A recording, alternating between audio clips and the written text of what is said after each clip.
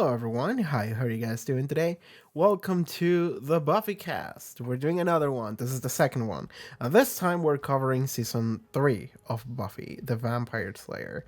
What this is I just finished reacting to the entire season of Buffy, Season 3, and now I'm gonna be talking about it and expressing my thoughts. And I affectionately refer to it as the BUFFYCAST. So, okay, let's talk Buffy. Once again, I'm not sure if I ever said this, but the way this works is I literally just show up and then I'm like, okay, what do I talk about? Like, I don't have anything concrete. I'm just gonna come up with topics as I go along. This is why I can't do like scripted work, but a good starting point is going over every episode in the season, which I have pulled it up right here.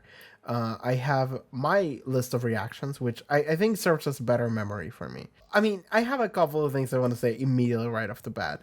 And to me, it feels like I want to rename this BuffyCast to the Faithcast. Because I feel like Faith is what actually carried the fuck out of this season. And it's very good. Let me just okay, no.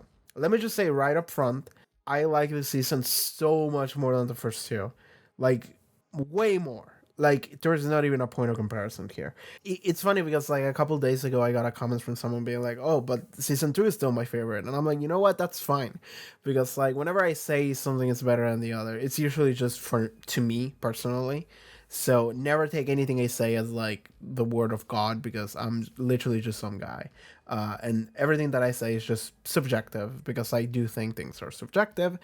Now that we have said that and established that, season 3 is so much better to me, like incredibly better, and it's largely because of Faith, but there's a couple other reasons too. But okay, I think a good starting point would be just comparing this to the previous two seasons, and I feel like the show has grown as it kept going. You know, I can even look back because I have my Buffy playlist here. I can look back at like seasons 1 and 2. The thing that sticks to me the most right now is that season 3 has way more things that actually like matter in it. Okay. So the way I see it almost right now is that I think that what matters about the show the most, and not just the season, just the show in general, the way I see it, are the characters. What happens to them, how they feel, events, etc. So, when looking at like previous seasons, like Buffy closed like a portal to hell or whatever, right? We fought like so many monsters of the week, and you can argue that like some of them could have like ended the world or whatever, but like that doesn't really matter to me. It doesn't. It really doesn't. Buffy could kill Satan, or Buffy could kill God, and I don't think I would care about that as much as I would about what are the relationships between these characters. You know, like that's where I'm standing here, and I feel like that's something we can, maybe not everyone, but we can, most of us can agree that that's the case. I think that's a real meat and potatoes of the show. Is these characters, what's up with them? And I think season 3 has done a much better job at that than any other previous season. Like season 1, I almost don't want to count season 1 because season 1 feels like this is kind of what the show is and we're launching from here, right? It's like, okay, who's Buffy, who's Willow, who's Xander, who's Cordelia, who's Giles, Monster of the Week, just over and over, and we kind of established a tone. The tone has evolved also, let me say that. Then season 2 does have some more interesting things for characters, like even the first episode of season 2, I'm looking at it now, is when Buffy was bad for like one episode, and that was a cool episode for character development, character drama. That was great. But then looking at the future in season 2, what actually matter in it, we got Spike and Drusilla. They were very good, and I think Spike and Drusilla count as like characters that like matter, so their introduction was also a very important point for Buffy. We got the episode where we got to learn about Giles. That was very good. I just saw again. Sorry, I'm looking at the thumbnail for Ted and I'm losing my mind. I love Ted. It's such a dumb episode. I love my upload of Ted. Anyway, then we got to Kendra, and I'm gonna talk about Kendra actually. Okay, the thing that mattered the most about season 2 is Angel turning into Angelus, killing Miss Calendar, and then we kill Angel, and then he comes back. Oh, and I was told, like, I read a comment on the upload for the finale, because for the finale for season 3, I mentioned that I would like to know what was the idea behind Angel, and Angel the character and Angel the show. Where did that all come from? And someone said that the story goes, which sounds like there is no confirmation. This is just what people believe, is that Angel was supposed to die at the end of season 2 and not come back.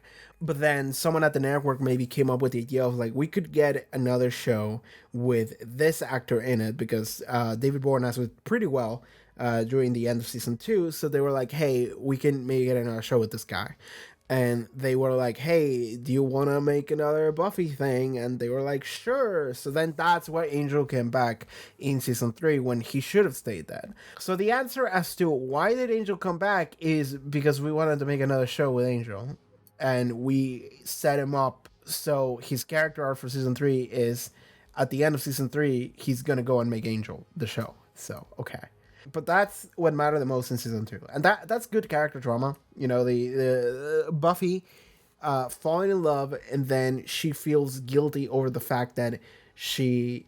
I'm talking a lot more about season 2 than season 3, but don't worry, we still have time. This video is gonna be long, but it is about her guilt, or she feels like she caused this. It was also the first time she lost her virginity, so it's very personal for her. And then she had to end up killing him. So that kind of broke her a little bit. And that's why at the beginning of season 3 got And, where Buffy is just far away. She's just doing her own thing. She's just thinking about stuff. And it takes a while in order for her to just come to terms with, you know what? People need my help. I'm going to go back home and I'm going to start kicking vampire ass again. So I like that first episode of season 3. I like where Buffy starts. And that first episode was pretty good. But okay, I mentioned Kendra earlier. And let's talk about Kendra. In relation to Faith, I've said this while I was watching, like, I don't know, episode 21 maybe of season 3. I don't know when, but I mentioned it at one point. And it's that I believe that Kendra was the prototype for Faith. And I don't think that was intentional. I think that Kendra was just a character that they made, and they had cool ideas for Kendra, and they were like, this is pretty cool. Let's do it. But I think that when they finished season 2, maybe they were thinking, you know, we did lose a couple of opportunities with Kendra. Kendra felt like a good idea that we maybe poorly executed a little bit. Because Kendra, I've said this before, I like Kendra. She showed up, and it's like, oh shit, there's another Slayer. Oh, the loophole of Buffy died, but then she came back to life, so it's still transferred to someone else. And anyway, here's Kendra, and she's like a foil to Buffy because she's so different. They're different people, because Kendra's kind of like very rigid, because she only had training her entire life or whatever, which I still don't know how it makes sense, considering the power transferred eventually, but she was already training before that. I raised a lot of questions about that. I think the best answer anyone could have given me in a comment was like, the concept probably has like some mystical way of figuring out who's going to be a Slayer. And I'm like, you know what? Sure, I'll believe that. It's a fantasy show. We can just say, fuck it, yeah. But Kendra ultimately falls a little bit flat because she comes in, this idea of Kendra is introduced, then she leaves. And then she comes back at the end, and then she like dies next episode without really doing much. And then we have a moment of like, oh my god, Kendra died. We're all very sad. But like, first of all, I didn't even believe she died. And then even if she died, I was like, yeah, well, that still doesn't really mean much to me, because Kendra more than anything comes across as a character that they were like, okay, this is a cool idea, and she's gonna show up, and then she's gonna show up entirely just so she can die, and we can like artificially raise the stakes, right? Artificially make it so, you know, we have a major character loss, but honestly, she didn't really do much, and she didn't show up for many episodes, so it doesn't really feel like it. You feel it for Buffy, but you personally, the audience, you don't really feel it very much. I just would have liked to see a lot more of Kendra. And my prayers were answered. Enter Faith. Faith was introduced in episode 3 of season 3. Faith, Hope, and Trick. Honestly, I didn't think she was introduced in episode 3. Like, I forgot that. I was like, she came out in like episode 10 or something like that. God, I'm looking at all the episodes of season 3. That's crazy to me. Season 3 was shorter than I remember. Because like, Faith, Hope, and Trick We got Band Candy, Revelations, Lover's Walk, The Wish, Amends. Like, all of these are episodes that I like. For example, The Wish, to me, I was like, oh yeah, that's like episode 16 or something. That was episode 9. Dude, like season 3 just flew by me. It really did. Like I'm just realizing that now. But yeah, Faith showed up in episode 3, which to me felt like episode 10. But also, given Faith didn't really do a lot until let me look at it. Until like episode 14. So, you can follow my thought process there. But Faith to me feels like the one step above Kendra, because it felt like they realized, okay, the idea for Kendra was pretty good. We're gonna introduce a new Slayer, and she's gonna be very different from Buffy. And oh my god, if you thought Kendra was different, fucking look at Faith. She's gonna be different. She's gonna be a foil. And now it's like, okay, what can we do with this character? Like, what could be interesting to have with this character? Because, okay, we have some constrictions about what we could do with Buffy. Because Buffy is the main character. Buffy is the hero of the show. Buffy has a lot of things that we have established about her that we need to, like, restrict ourselves, because if we fuck with them too much, then either A, the character of Buffy wouldn't make much sense, or B, the show just wouldn't be as good. So we need, because Buffy is what drives the show, we need to make sure we drive carefully. Okay? So we need to stick to what we already kind of know what Buffy's gonna be like, because if we don't, the show is gonna go off the rails. And that is just an inherent risk about she's running a show.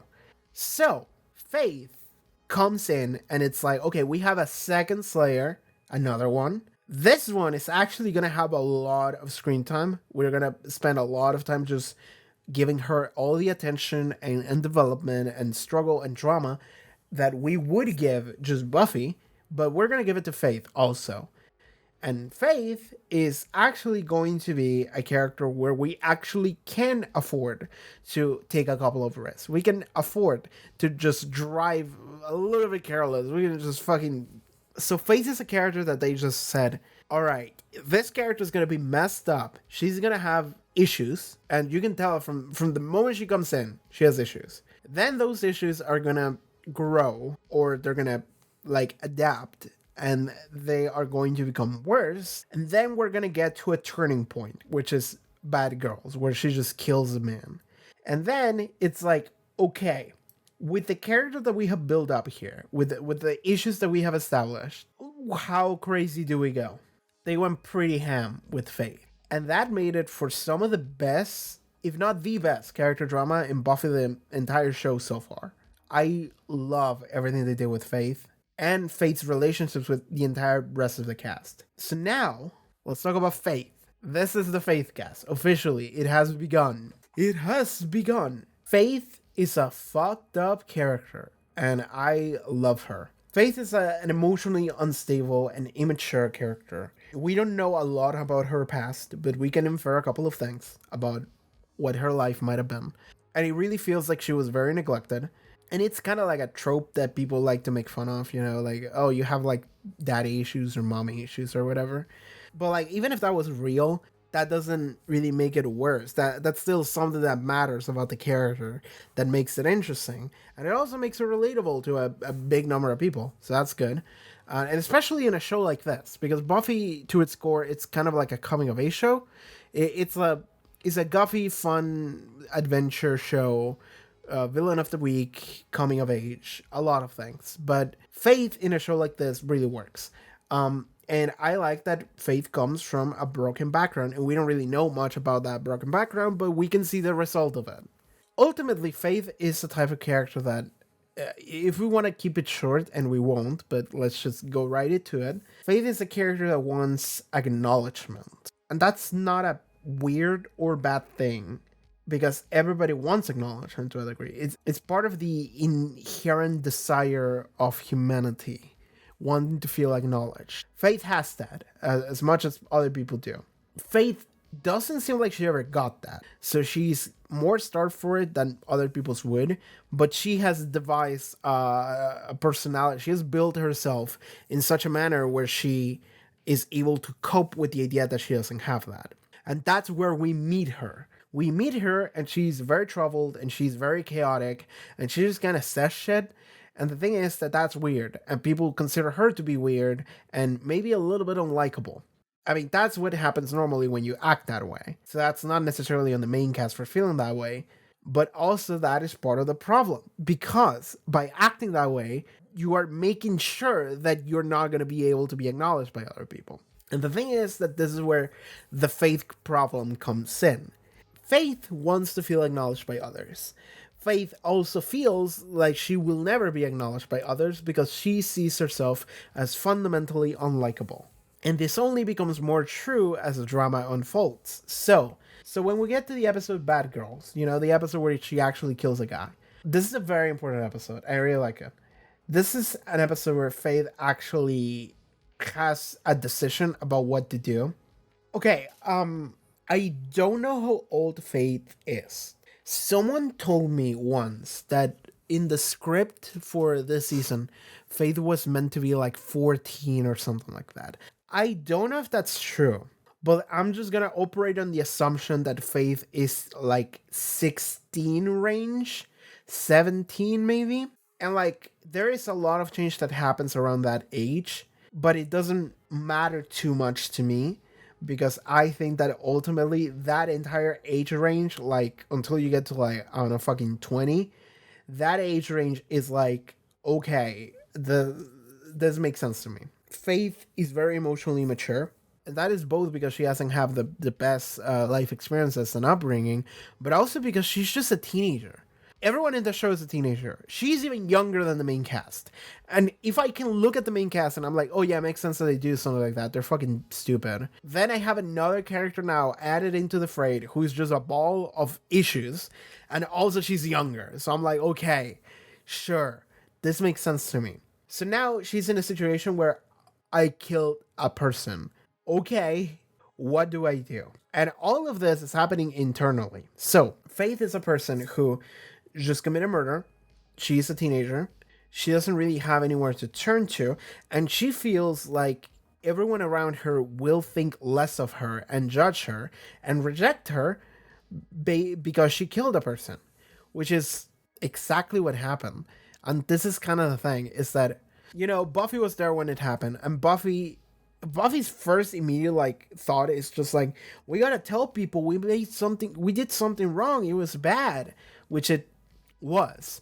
But to Faith, that is only cementing the idea of you fucked up, you did something bad. And Faith is like, no, I don't want to do bad things because doing bad things means that people won't like me. I don't do bad things, I'm perfect, whatever.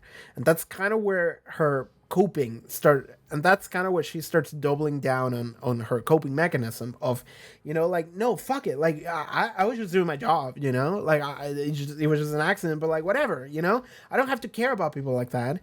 They're just I'm doing my job, I'm saving the world, and if someone dies while I'm doing it, then fuck it, whatever. Which is an incredibly fucked up thing to say. But what you need to understand is that she's not saying that because she believes that. She's saying that because she's reassuring herself, girl, it's okay, you can keep going on with your life. Because the thing is that if she gave into the mentality of I fucked up, she would immediately break. And the thing is that Buffy can kind of see through that. And she tries to pull her back, but Faith actively fights against it. Faith actually actively refuses to that. And there's a couple of different reasons for that. One of them is because even though Buffy's trying to help her, the reality is that she's rejecting her actions, and Faith doesn't like that. She doesn't like that feeling of I didn't do anything wrong. Stop telling me that I did something wrong, I was just doing my job. And Buffy's like, no, you did something wrong and it was bad, but it's okay to feel bad about it. And Faith is like, no, I didn't do anything wrong. Shut up. Because she's in denial. By the way, my hair is a mess because I had a haircut a couple days ago. And it's still figuring out its shape, so sorry about that. And the other reason is because Faith just sees Buffy as a better version of her. She's someone that she is able to confront issues and to own up to them, and people like her because of it.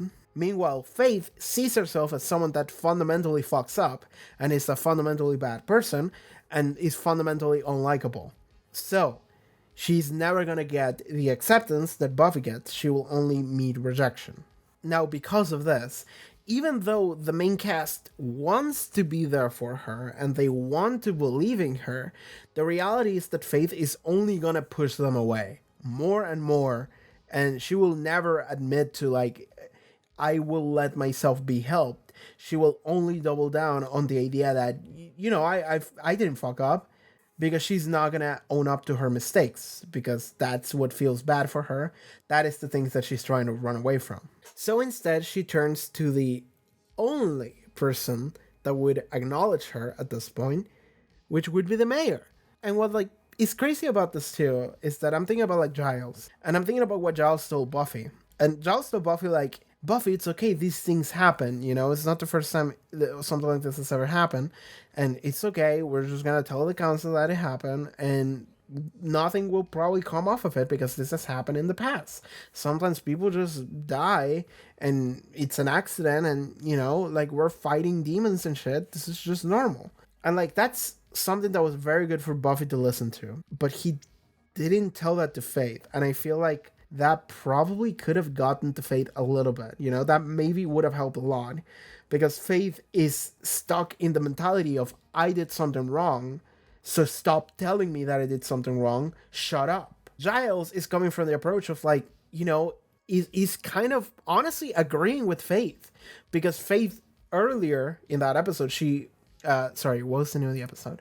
It was Consequences. So earlier in Consequences, Faith told Buffy, like, whatever, who gives a shit, we're just doing our job, and if people get hurt, then that's just fuck it, like, they get hurt and that's it, like, it's not my fucking problem, it's not my fault, these things just happen. And she's right. Giles tells that to Buffy. He uses different words, but that's essentially what he's saying. He's saying, hey, it's okay, these things just happen sometimes, and it sucks that guy died, but, like, ultimately it's just part of the job, and beating yourself down for that is not productive, so it's okay, just no one thinks less of you for that. And that would be great if Giles told that to Faith, because he would agree with Faith's mentality that she was kind of using as a coping mechanism, but Giles would have been able to use that logic and, like, shape it in a better presentation where it's like, you know what, it's fine, don't worry, we're here for you. Because Giles accepts the murder. He does, because to him, it's not that big of a deal. What is a big of a deal is the fact that Faith started just lying to people and betraying them, quote unquote. And the only reason she's doing that is because she's running away from her problems, and she doesn't want to feel like people reject her for them. Because obviously, if you kill someone and then you tell people, I killed someone, everyone's going to be like, what the fuck is wrong with you? Which is what everyone did. Given they started doing that because she started lying, and at one point she, like, almost choked Sanders to death or whatever. I still don't know how the fuck Angel got inside the motel, by the way. Anyway, people start rejecting Faith, and they have reasons to do so. She did kind of try to kill Sander. I would not judge her very much if she tried to kill Sander. I'll be honest with you. I'll be kind of like, you know what? He probably got it coming. He didn't. In that episode, he was actually pretty cool. I will say that. But Faith is starting to do a lot of bad things. And of course, people are going to start judging her for it and seeing her in a negative light, as they should. But this is just only spiraling further down. And this is making it so there's not going to be a chance of recovery at this point. And there wasn't. Faith ends up turning to the only person that would be able to acknowledge her and not reject her, which is the mayor. The mayor is someone that is like, oh, you killed my previous assistant or whatever. Yeah, whatever. Who gives a shit? Anyway, I have a Slayer on my payroll now, Like, there's only 2 of these in the entire planet, and they're really fucking good and strong. I have one of them with me. So you know what? I'm pretty chill about it. This is awesome. And the thing about it is that when they started working together, to me, it felt like convenience, right? It felt like, Faith is a great tool, so the mayor is going to use her. And Faith feels like, I don't have anywhere to go. The cops are just going to get me, and my friends hate me. So I'm just going to go to the mayor. I guess he probably would like it if I, like, killed people for him. So yeah, I'm just going to be a hitman for the mayor. And the mayor is totally down for that. But what ends up happening is that this relationship ends up evolving in the sense that the mayor likes having someone around. He also likes, like, okay, something about the mayor's character is that he is a white suburban dad, very, like, almost like conservative and like his values and shit. Like that's the way he comes across. He comes across as like a cartoon character, what a white suburban man would be in this era, right? That's what he comes across as. And I don't think that's an act. I think parts of it are acts, but I think that's just the kind of person he is and the kind of person that he wants to be. So sure. What happens is that when Faith comes across, he immediately starts putting her into the place of daughter. So they start role playing as like dad and daughter. Kind of weird, but both of them want that. He wants a daughter. He wants like someone to be there with him that he can like kind of look after and he can like impart wisdom on, and he wants to like role play the dad idea of like, I give you cookies and shit, like to him that role that he has always been playing even before Faith came in, it feels good to him, so he wants to do that. Faith comes along, and Faith actually wants someone that acknowledges her. She never had that in her life. I don't know what her background is, but she clearly didn't have that from her family, and she did get that from the main cast, because the main cast are like, Faith, what the fuck are you doing? And Faith is angry, being like, shut up, don't tell me to stop doing shit, fuck you. Because what she wants instead is friends that like go like, hell yeah, Faith. And Faith starts to feel a sense of, I am being acknowledged, I am being accepted. Even if I do things that are bad or wrong, people will still like me. And that's what she needs. Like, in terms of like, for her to be happy, that's what she needs. So the mayor fills in that role. The mayor is someone that is like, oh, you just killed that guy? Hell yeah, girl, high five. I'm gonna need you to go kill this other guy now. And she's like, oh yeah, I can do that. Hell yeah, I'm good at killing people. So then high five. That's the relationship. And that's honestly good. I love that. Because that relationship is a relationship where both parties are like really happy, but like they're happy in like a personal fulfillment happiness. Like, this is what I genuinely needed in order for my life to like actually make sense. And so I could actually be happy, find joy. And they got it. The only downside is that they're about to like destroy the entire town and kill I don't know how many fucking people. But if we overlook that, they're very happy. And honestly, that's amazing. And I love that so much about Faith. Faith is a hero gone wrong, but like, you can't be upset at her or mad at her. I mean, I'm guessing some people are, right? Again, I've said that Faith is a Vriska. I think Faith is a Vriska. She strikes me as the Vriska type of character. So that means that there are going to be people that are not going to like Faith. And I'm not sure if this is the case. I haven't asked people this. Okay, comments. Hey, it's been a while since I asked you to comment anything. People in the comments, let me know, how is Faith received in the fandom? Keep it as spoiler light as possible, god damn it. Like, because Faith is alive, so that means that in the future, Faith might come back or something. And if she comes back, or if she becomes like a spirit guide or whatever the fuck, there's gonna be a shift in how people see her. So, as of season 3, what is the general consensus on Faith as a character?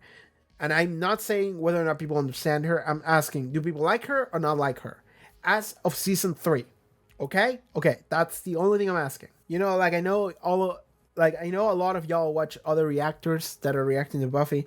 I don't do that, partially because I'm a hermit. Like, I've actually been like offered to like join like a reactor Discord of one of the Buffy reactors. What's her name? She's on Twitter. She followed me on Twitter and I follow her back, but I completely forgot her name. I'm so sorry. I think she's from like Venezuela. So that's also like a Latino connection right there. So shout outs to her. God, it was like a Japanese name, like a weave name. God, I forgot. If I remember later, I'm gonna mention it. Maybe I'll write it here on screen somewhere here. And if it's not on screen, it means I forgot.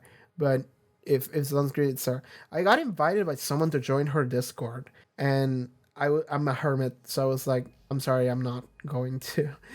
I was like very awkward about it. Like I'm a very awkward person socially, and I also just don't really enjoy being in group conversations or just conversations in general. But anyway, I know a lot of y'all watch Buffy reactors. I don't. Not because I'm not interested, but because if I do so, the algorithm is gonna start pushing Buffy content at me, which means that I'm just gonna get I'm gonna get like a thumbnail of someone doing this, and it's gonna be like Buffy reaction season 7 episode 22, Buffy dies, and I'm like, well, I'm not gonna give the algorithm the chance to fuck me over like that. So I don't watch any Buffy content. I literally just clock in and I watch Buffy, and then I forget Buffy exists until next week. And I think I'm having a lot more fun that way than I would any other way. I like that. I like that. It's like a weird disconnect from the internet, ironically enough, because I'm literally recording my reactions for the internet to see, but I'm not actually. I don't really check comments as much as I used to, so I kind of just forget that. I don't really check the views of the videos, and I don't really talk to anyone about Buffy or people in general. I'm very limited on what my interactions are. So I just kind of watched this show. I recorded it. I edited it. I'll talk about it extensively. And then I just uploaded, and I'm like, all right, go. Have fun. And then next week, I'm like, oh, yeah, okay, sure. Let's focus on this. And to me, this is fun because I don't really spend like a lot of time online. People arguing. Like, this is something that happens a lot in online fandom. People just yell at each other and argue about like interpretations or characters or shipping. And I'm like, I'm tired, dude. I'm just Buffy's a good shield from that, where I just watch it and then I edit it and I upload it and I forget about it, and then next week I get to do it again, and it's fun. It's fun because I get to just ignore all discourse or anything regarding the show. I'm just gonna focus on watching it and having fun, and I think that's probably the healthiest I can be with Buffy right now. So I like that. What was my original point? I forgot about this. Sorry. But yeah, I know a lot of y'all watch other reactors. Let me know what is the general consensus the reactors have at the end of season 3, whether or not they like Faith or they don't like Faith. Or not just the end, but just like as they're going through season 3. How do people feel about Faith? That's something I do want to know, right? And if you were someone that was watching Buffy as it was coming out in the 90s, let me know what was the consensus about all of this as it was coming out. That's something I'm always interested in hearing, because I know that there's a couple of people that watch these videos that they're older and they were there as it was happening and they have memory of it and they can tell me the tales, and that's something I am interested in hearing.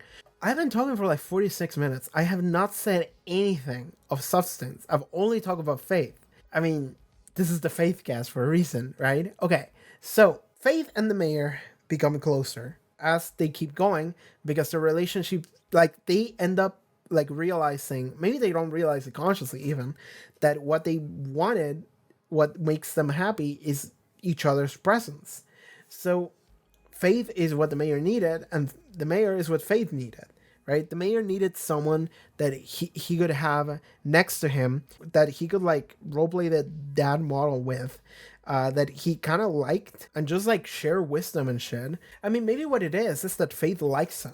Like, Faith likes spending time with him because Faith enjoys someone being cool with her, being a fuck up, right? At least that's how she perceives that. And then the mayor enjoys someone that enjoys being with him. So I think that's kind of where it comes from. So then at the end of the season, where Faith gets stabbed and she goes in a coma, and the mayor actually gets really emotional about that and she gets really angry. Like, I really like that, because for a long time I kept thinking like the mayor doesn't give a shit about Faith. And I genuinely think he didn't at first. I think at first he did not. But as the episodes kept going, they started growing closer, and he started caring because she started caring too. They started caring about each other. I honestly feel like the mayor maybe cared more about Faith than Faith did about him, because I feel like what Faith was getting from the mayor was acknowledgement. But really, like, you can get acknowledgement from other people. It's not necessarily the mayor. Like, I don't necessarily think that she was like cool with the mayor doing all the things that he was doing. She was kind of indifferent, but what she liked was the idea that he kept allowing her to just do whatever, and he wasn't angry about it or dismissing her. He was like, oh yeah, go do that, girl. You're so fucking good at killing people. And she was like, hell yeah, I am. Thanks, man. Like, it's a compliment, and she's like, hell yeah. So I think that's what what did it for her. It wasn't so much the idea of the greater plan of become a demon or take over the city or kill everyone or whatever. It's more like this is the guy that tells me that I'm doing good, and I'm like, hell yeah, thanks, man. I'll fucking take a moral blow for you now. That's a Persona reference for people who have played Persona games. I only played Persona 4 and I did not like it, so I don't know. I don't know if I should make Persona reference less. Anyway, moving on. I'm actually looking at the time and I feel like I should probably go and get myself some food. I mean, this video is not going to be this short. There's a lot to talk about. What I'm thinking about is maybe I should go and get food and then record later and add that to this video. Okay, maybe I should talk about one more thing before I do that. I mean, we just talked a lot about Faith. We can talk about Faith and Angel, actually, because that's interesting. We talk about Faith and Buffy, Faith and the Mayor, Faith and Angel. I think Angel is like the second person that gave Faith like some kind of acknowledgement, because the acknowledgement that Angel is giving her is not like, I think it's the only other one that could have maybe worked, but it still would have been weird. And it's the fact that like Angel wasn't approaching it from the fact of like, girl, you're doing things that are wrong, stop doing them because this is a mistake. He's approaching it from the angle of, I've done a lot of things that are wrong and fucked up, and you know what? That's fine. I'm fine. And like people like even Buffy likes him. People like him. People accept him.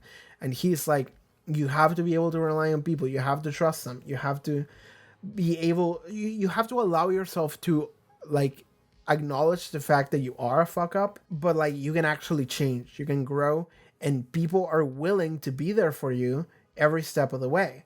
So the only thing you have to do is like actually allow them to do so. By him telling her this, he's inherently being the first person that is doing that for her, because he is saying like, girl, it's okay you kill that person. That's fine. I've also killed people, and I've done it many times before. What's important is that I can acknowledge it as a bad thing, and I'm going to try not to do it again. Like, I don't hate you for doing that, and I don't think you're a bad person for doing that. I don't think you're a fuck up for doing that, because I understand that these things just happen sometimes. Sometimes life just fucking sucks. I find it interesting that, like, he challenged her in a lot of the claims that she was saying. Like, because Faith was deflecting, as she does, and Angel kind of just took that deflection. It was great because everything that Angel could say came from a personal place, you know? Because Angel is a character I like because he's someone I just like characters ridden with guilt. That's also why I like Giles. I like characters that are just like, my life, I hate myself so much. I'm like, relatable. I like that. Same, bro. So like a character like Angel to me is a character I like because, and he's actually helping Faith out here with her issue, because if there's anyone that understands kind of what that's like, it's Angel. So Angel is kind of like letting her see a part of him, connect with him on some level, because he's being personal with her. And if Wesley and the fucking council hadn't interfered, I feel like maybe they could have gone somewhere with her Faith. Maybe Angel could have gone anywhere. And like, this was before, yeah, I think this was like right before she went to the mayor, right? Yeah. But this also makes it so that her relationship with Angel is interesting, because she ends up generally liking Angel, like as a potential romantic partner. And the reason for that is because Angel is the only person that was kind of allowing himself to be a little bit more intimate with her. I mean, not intimate, but like personal, right? He's sharing things about himself, and he's trying to challenge some of Faith's views. He's not saying you're a fuck up. He's saying you have a wrong understanding of what you believe. And the reason why I'm telling you this is because I was there too, and this is why you're wrong. And I can tell you because this is my personal experience. And that's very good. That would I was looking in that episode. I remember watching it, and I was like, I want to see Angel talk to her, and he did, and I was so excited. And then he got interrupted, and I think that like things would have been so different if they hadn't gotten interrupted by the council there. I would have loved to see how that would have went. So yeah. Anyway, I think at that moment, Faith develops some kind of infatuation with Angel. The thing is that she's on Team Mayor, but she still has like a degree of infatuation with Angel. So she tries to fuck him to take his soul, which wouldn't have worked. Maybe would have worked. I don't know. Because like, so they take Angel's soul when true happiness, when he allows himself to feel true happiness. So the question becomes, is true happiness making love to the person that you genuinely love and care about, or maybe not even doing that, just a situation where you would be genuinely happy to be there with the person you love, or coming, because that was Faith's plan and the mayor's plan. Maybe I'm misremembering the episode, but I think that was the plan, and then it didn't work, and then they got the Shadow Wizard. So if that was the case, then I don't know if I don't know what the show's definition of true happiness is, or maybe they could have been mistaken in what true happiness is. I don't know. So anyway, the point is that Faith and Angel didn't hook up, but Faith wanted them to hook up, and then she forcefully converted him, quote unquote, and then they started like role playing as like lovers and shit. And I think part of the reason why she was doing that is because she wanted to piss Buffy off. But I think part of the reason she was doing that is because she liked the idea of Angel. And I mentioned this in the episode, I remember. Is that I think she generally liked Angel as like a potential romantic partner, because he was like the only person that was able to connect with her on some level and acknowledge her. Because he's acknowledging you are a mess, but what he's saying is that that's not inherently bad. That's something that can change. But before his point could come across, they got interrupted. But because he's the only person he like opened himself a little bit with, and she felt like she was seen a little bit, it is the only connection she had at all. So that makes him the only suitable candidate.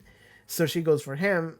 But then after they quote unquote take his soul, he becomes like the fucked up vampire version of that, which is perfect for Faith, because that means that she doesn't have to ever open up to the psychopathic version that doesn't actually care about you. So she's like, hell yeah, now this is someone I have a crush on, but now I don't have to talk to them about anything. I can just continue to be a mess. So you know what? This is fucking great. This is all coming great. This is all coming Faith here. But then it turns out that was a lie, and that was the real cool twist. I really like that episode. But I'm talking about the episode just for reference. I mean, you can probably tell, but it's Enemies 317. The title for this episode that I made for my video is Top 3 Buffy the Vampire Slayer Actors You Won't Believe #1. And I think that one of the first comments in that video was someone actually like arguing what are the best actors in Buffy. And then they edited that comment and they're like, oh my bad, I didn't realize that was just like a joke. I thought that we were generally discussing what are the best Buffy actors. You know what? It's valid. Clickbait titles sometimes work, man. And I hate that they do. Anyway, so I like that relationship between Faith and Angel. It's personal with Buffy, and it's even more personal with the mayor, and that's fantastic. And this is all Faith, like this is all a secondary character. She becomes one of the main antagonists of the show, but not even the main antagonist. She's just one of them.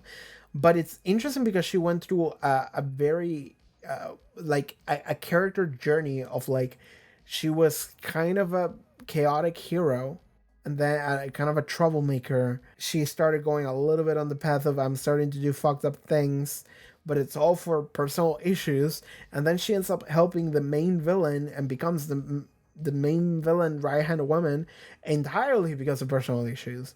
Not because she believes in the ideology or anything, or she wants to fulfill a master plan. She's just, he allows me to be myself. And for herself, what that means is that he doesn't get upset at me when I kill people. So like, that's something I really like, because it's also something I kind of understand. Sorry, moved away from the mic for a second. But it's one of those things where like, because the mayor doesn't really draw a line of like, you can make, because, okay, society and upbringing and some relationships you have, like, they will naturally put boundaries as to what you can and cannot do. And one of them is murder. Murder is something that, like, if you do, people are gonna look at you weird. At least you are gonna be completely ostracized at max and maybe go in jail, right? And potentially go in jail. Like that's one of those things where like you can't really do that. The thing is that if it is an accident, okay, maybe your friends are able to be like, you know what, it's fine, I get that. Maybe some people are still gonna be weird around you, but maybe some people are gonna be cool with that. And then there are some friends that would be totally down with the idea of like you committed murder, and then it's like, oh, but who else? Like, did they deserve it? Like, you know what? Maybe you weren't the right girl. You know, like stuff like that.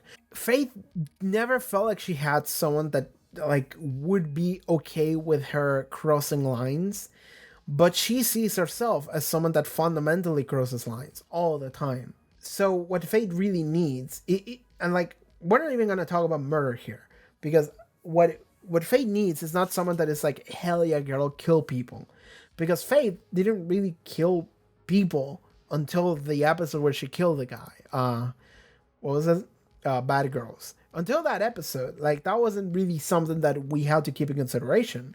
But what she really needed is someone that was like loose and would be able to let Faith just do bad shit, you know, like steal things or whatever without actually judging her for it. That would allow Faith to actually connect with another human being, which she never did before. It doesn't sound like she had any connections to anyone in her upbringing. Maybe she had a connection with her watcher, which got killed. I think they literally ripped her head off or something like that. I think that's something that was implied. But like, I don't know if she had a connection with her or if the murder was so brutal that that's what scarred her. But like, yeah, that's one of the things. Doesn't sound like she had a connection with her family.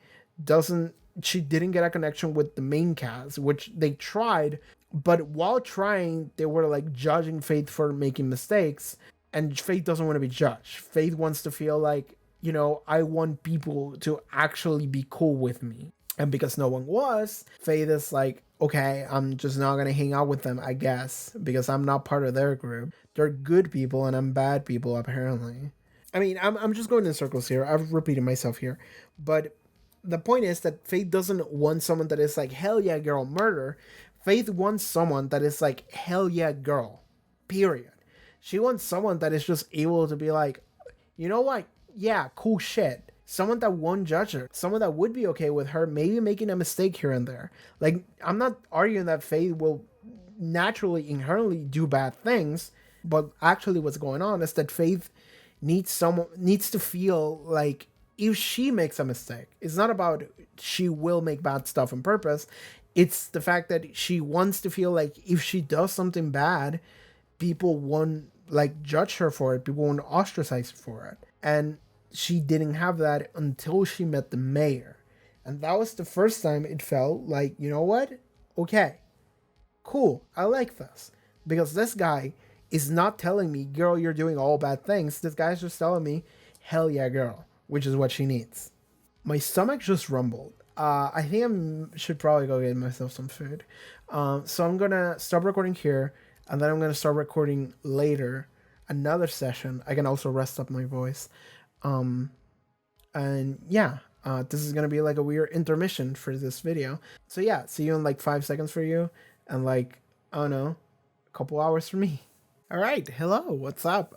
Let me say right now that it is currently raining, but it comes on and off. Right now it's quiet, but if it starts getting louder, I might just have to stop this entire session because you're going to be able to hear it on my ceiling, and that's going to be annoying. But okay, let's keep going. So I just finished talking about Faith, a lot of Faith. I don't know if I finished talking about Faith, but I don't know if I have anything else to add, at least not right now. I have some questions that I will go through later, but right now, let's move on topics, okay? Okay.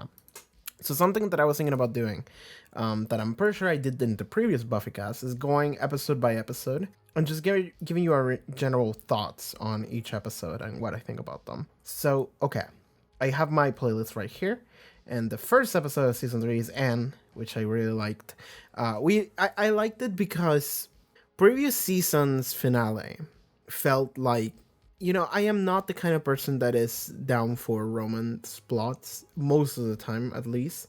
So Buffy's romance plot with Angel for me was, I'm not gonna complain about it because I'm just gonna say it's not my thing personally. So as it was happening and we get to see how hurt she is at the end, I'm like, well, that sucks for her, but at the same time, for me, it doesn't really do much. Though I can understand that for other people, it might. But what I really liked is the exploration of Buffy's state after it happened, which is what the first episode of season 3 is. And I really like that. And I really like that we got to meet. I completely forgot her name, but now she is Anne. I'm guessing because she said at the end of the episode she's gonna take the name Anne. So we got to meet the new Anne, which was one of the girls from the vampire cult, which I think it was. God, what was it? I think it was Lie to Me. I think that was the name of the episode. I could be wrong. I could be mistaken episodes here, but I think it's Lie to Me. So she's just an extra character that just came back, which it's a good thing because I always like to see recurring characters. I always say this, and the show always does this. So I was very happy to see her again. And we got to see how she is also going through a really rough situation in life, arguably worse than Buffy. So it was nice to see Buffy having to get her shit together in order to help other people because we can get to see where Buffy's strength comes from. So that was really good. The entirety of Anne was amazing. Also, I just like the idea of like time dilation, like the idea that some people get thrown into this like pit and then a day passes and for them it was like their entire life.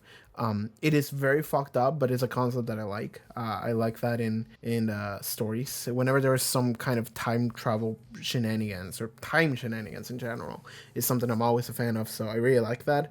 I also dismantle like an entire section of that episode where Anne was thrown in the pit and then Buffy fought a guy for like 8 seconds and then she went into the pit, which for Anne it would have been like 3 days. And the easy answer to that is that the time dilation doesn't really kick in immediately. It's something that you have to keep going through like the room in order for it to start getting more significant. But that's just a funny thing that I like doing. So I that's something I always remember about the episode. Like me doing those tiny things that I'm just doing for my own entertainment is what I always remember about these episodes. That makes them more fun for me. Then we got Dead Man's Party. It's a banger Oingo Boingo song. It was looking back at it, I can say that this episode was probably not one of the best ones in the season. It was probably at the bottom. Not the worst episode, but at the bottom.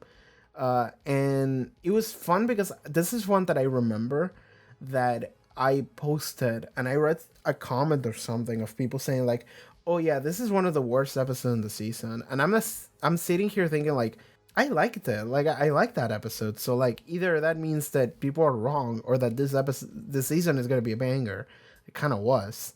So now I get it. But like I actually didn't mind that episode a lot.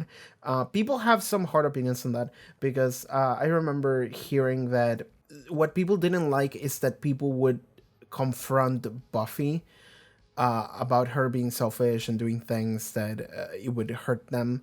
And people were like, well, everyone's just being really unfair towards Buffy. And on some level, that's true. But at the same time, they don't know what we know. And I think this was my main takeaway, is that we follow Buffy through like the entirety of everything, but they don't. So like they don't have the knowledge that we do. They didn't see things that we saw. They don't get to see all of the scenes that we do. So they don't really have an understanding of Buffy that is as great as we do. So my main takeaway was that like everyone just I titled the episode "Everyone Needs to Readjust." It's kind of like that, but it's just the idea that like I think everyone just misunderstands each other. Like people assume things about Buffy or don't really know Buffy, and they are just confused. But also Buffy's not communicating, so that's also kind of part of the problem. But at the same time, Buffy needs help, and no one is really helping her out. So it's a it's a troublesome situation, and I like that at the end of the episode, everyone just decides, you know what, let's just reset. Okay, let's try to go back to normal, and it works out. So I like that. Like, it kind of feels. I can understand the feeling that it might be a plot line that feels a little bit like they're trying to force drama between the characters, but at the same time, I believe it. Like, again, characters don't know what we know, so they don't have a read on Buffy that is as understanding as we do. So, next episode, Faith, Hope, and Trick. It's funny now looking back at that title because it introduces Scott Hope. I can't believe I remember his name. That's a character that doesn't fucking. I don't actually remember what happened to Scott Hope. I literally don't. I think like he was around for like 2 episodes, and then they were like, "Oh yeah, I'm breaking up with you," and that was like a punchline to a joke. Like, okay, this season got really comfortable, which cutaway jokes. Like, a character will say like, "Oh man, yeah, it would really suck if I got punched in the face," and then it would like cut away to them getting punched in the face, and then they would explain why they got punched in the face. But like that's the joke. That's literally the punchline every time.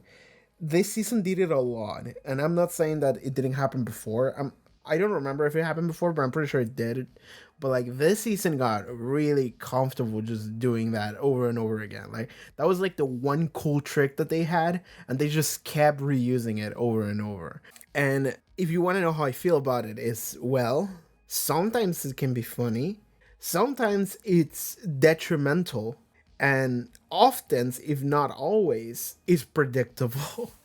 Right? Because there's only so many times you can do it before the audience catches on, and it's just like, okay, here it comes, and then it happens. But anyway, this episode we got introduced to Faith and Mr. Trick, two characters that I like.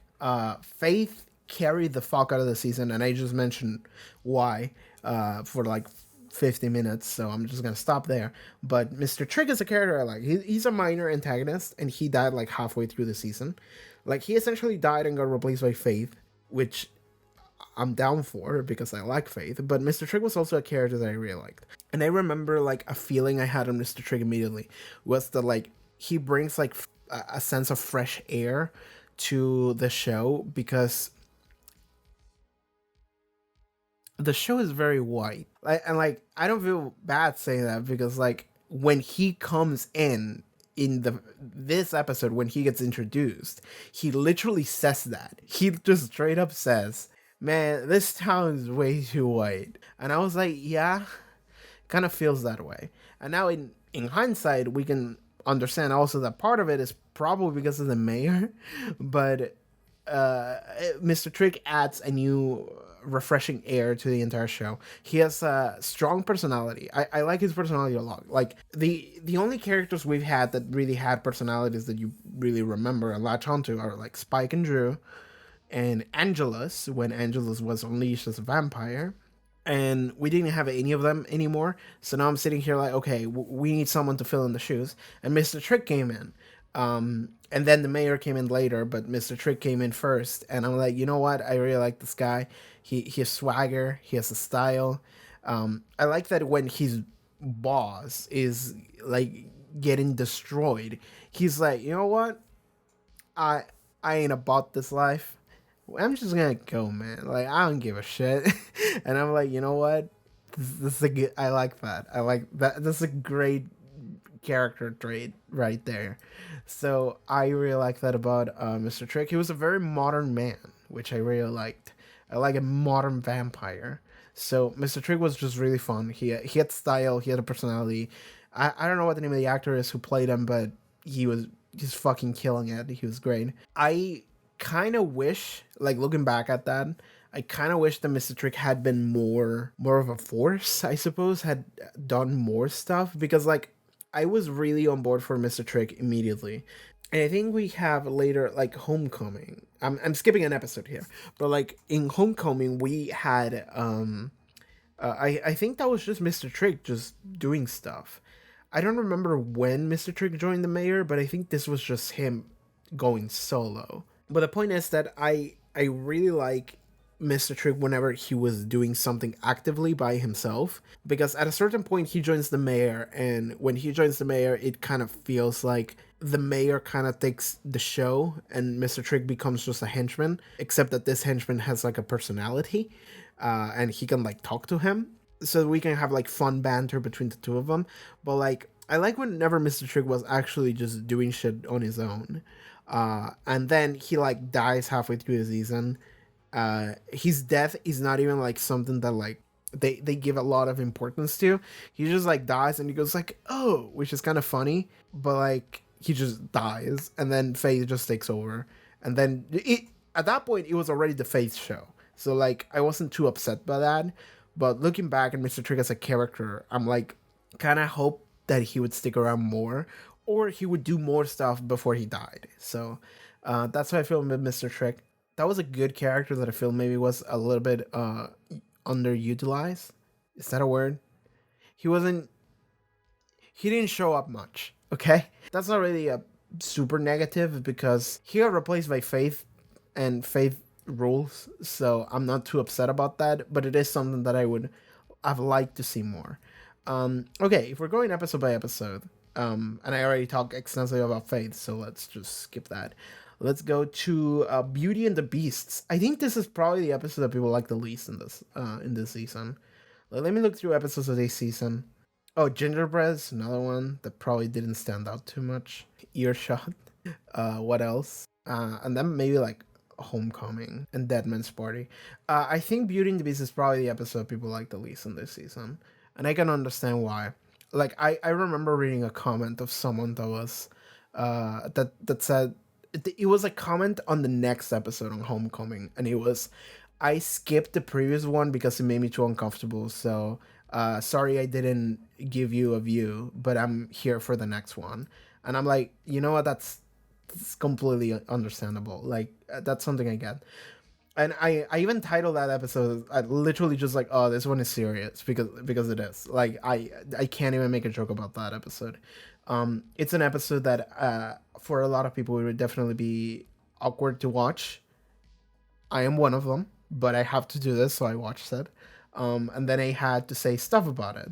And that entire episode was just like, okay, I'm just gonna, all right, we have to talk about some of this with some real life context and tact, and okay, and it was hard to do, but I got through it. And the thing is that at the end of the day, I didn't dislike that episode. I didn't. Like some people might say that that episode is bad. I don't. I mean, I would have to rewatch it, but I didn't get that impression. I got the impression that they were trying to do something like meaningful, and they were kind of approaching it from a perspective of, you know, this is serious. I actually don't remember very well that episode, honestly. Like because that would be an episode that I wouldn't want to rewatch. I would have to rewatch if I wanted to talk about it properly, but I don't want to. Because that entire episode is an episode about, you know, like relationship abuse. And it's like there's like one or two scenes that I remember, and I remember the emotions that I felt as I watched them. I literally remember just like screaming "fuck you" at my screen and just fucking throwing shit across the floor or something. Like I was in that mentality at that point. And like it was uncomfortable to watch, and I can understand that would be really uncomfortable to watch for some people. Like they would not be able to get through it. And for me it was hard. And like I don't even know what to say right now during the recap. I suppose that I will just talk broadly about it, which is just I think that episode could have had a positive effect on the world, but that is something that is like kind of impossible to gauge. So I wouldn't say that that's necessarily the case, but it could be. So yeah, I think that's an episode that like it would make some people like so uncomfortable, and they would hate watching it, and they would not want to watch more of it.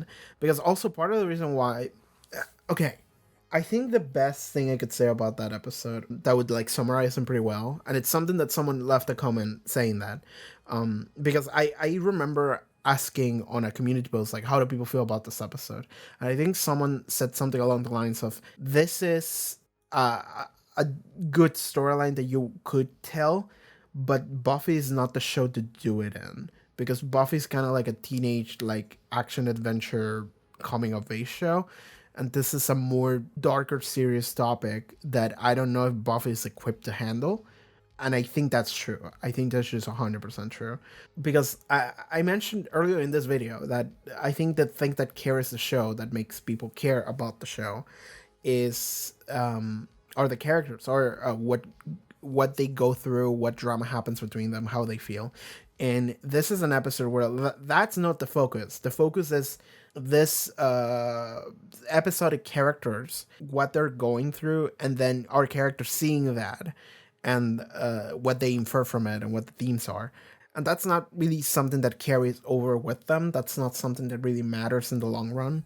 So other than this very specific uncomfortable situation and what you might learn from seeing it on screen, that episode doesn't really offer much. So I can understand why that would just be the worst episode of the season, and I think it is. However, I can imagine a situation where that would be an episode that, like, a couple of people saw and it actually helped them. Like, they were in a situation where they were being abused, or maybe they were the abuser because they had issues, and maybe seeing that identified on screen, they were able to say, okay, one, or I need to get out of here, or if you, on the other example, I need to change, or I need help, you know, like, something like that could have happened. I think that that is an episode that maybe critically isn't the best, and I wouldn't write an episode of that in this show.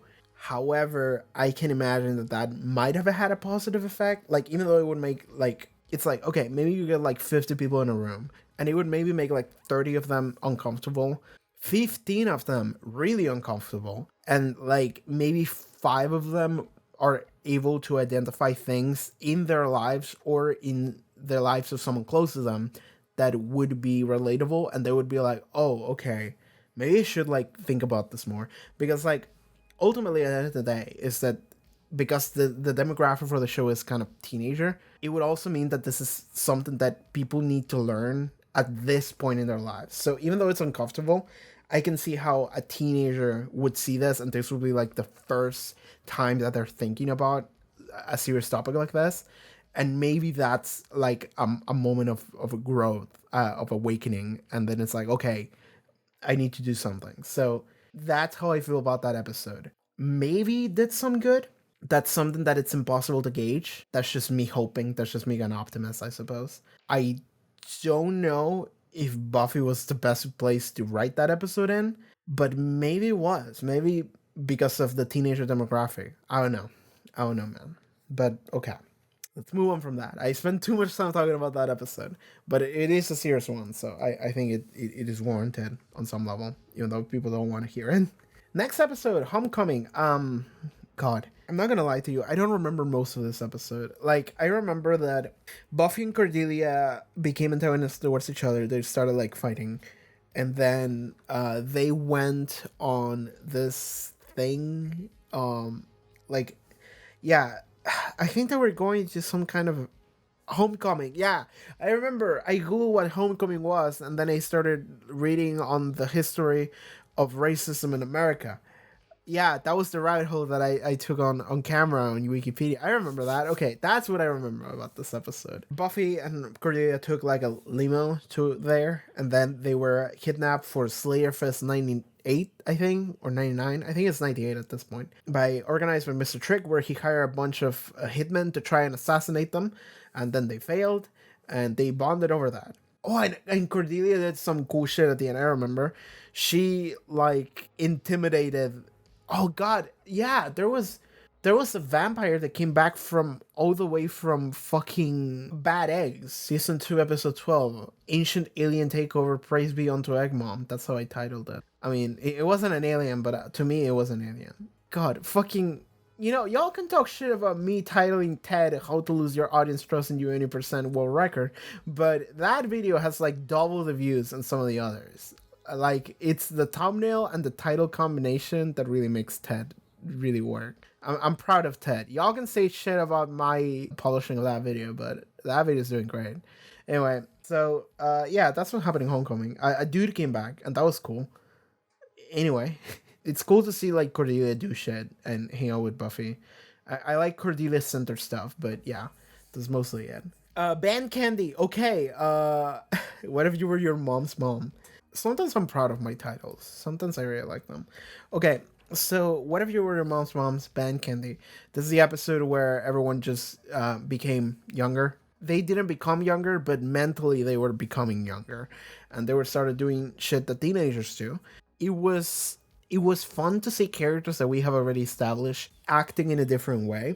It's fun to just grab your actors and make them just act differently. It was fun to see Giles turning into a bad boy. Joyce. Yeah, sorry, I forgot Joyce's name for a second. But yeah, Joyce also kind of turned into a bad girl, and then they bang on top of a car twice.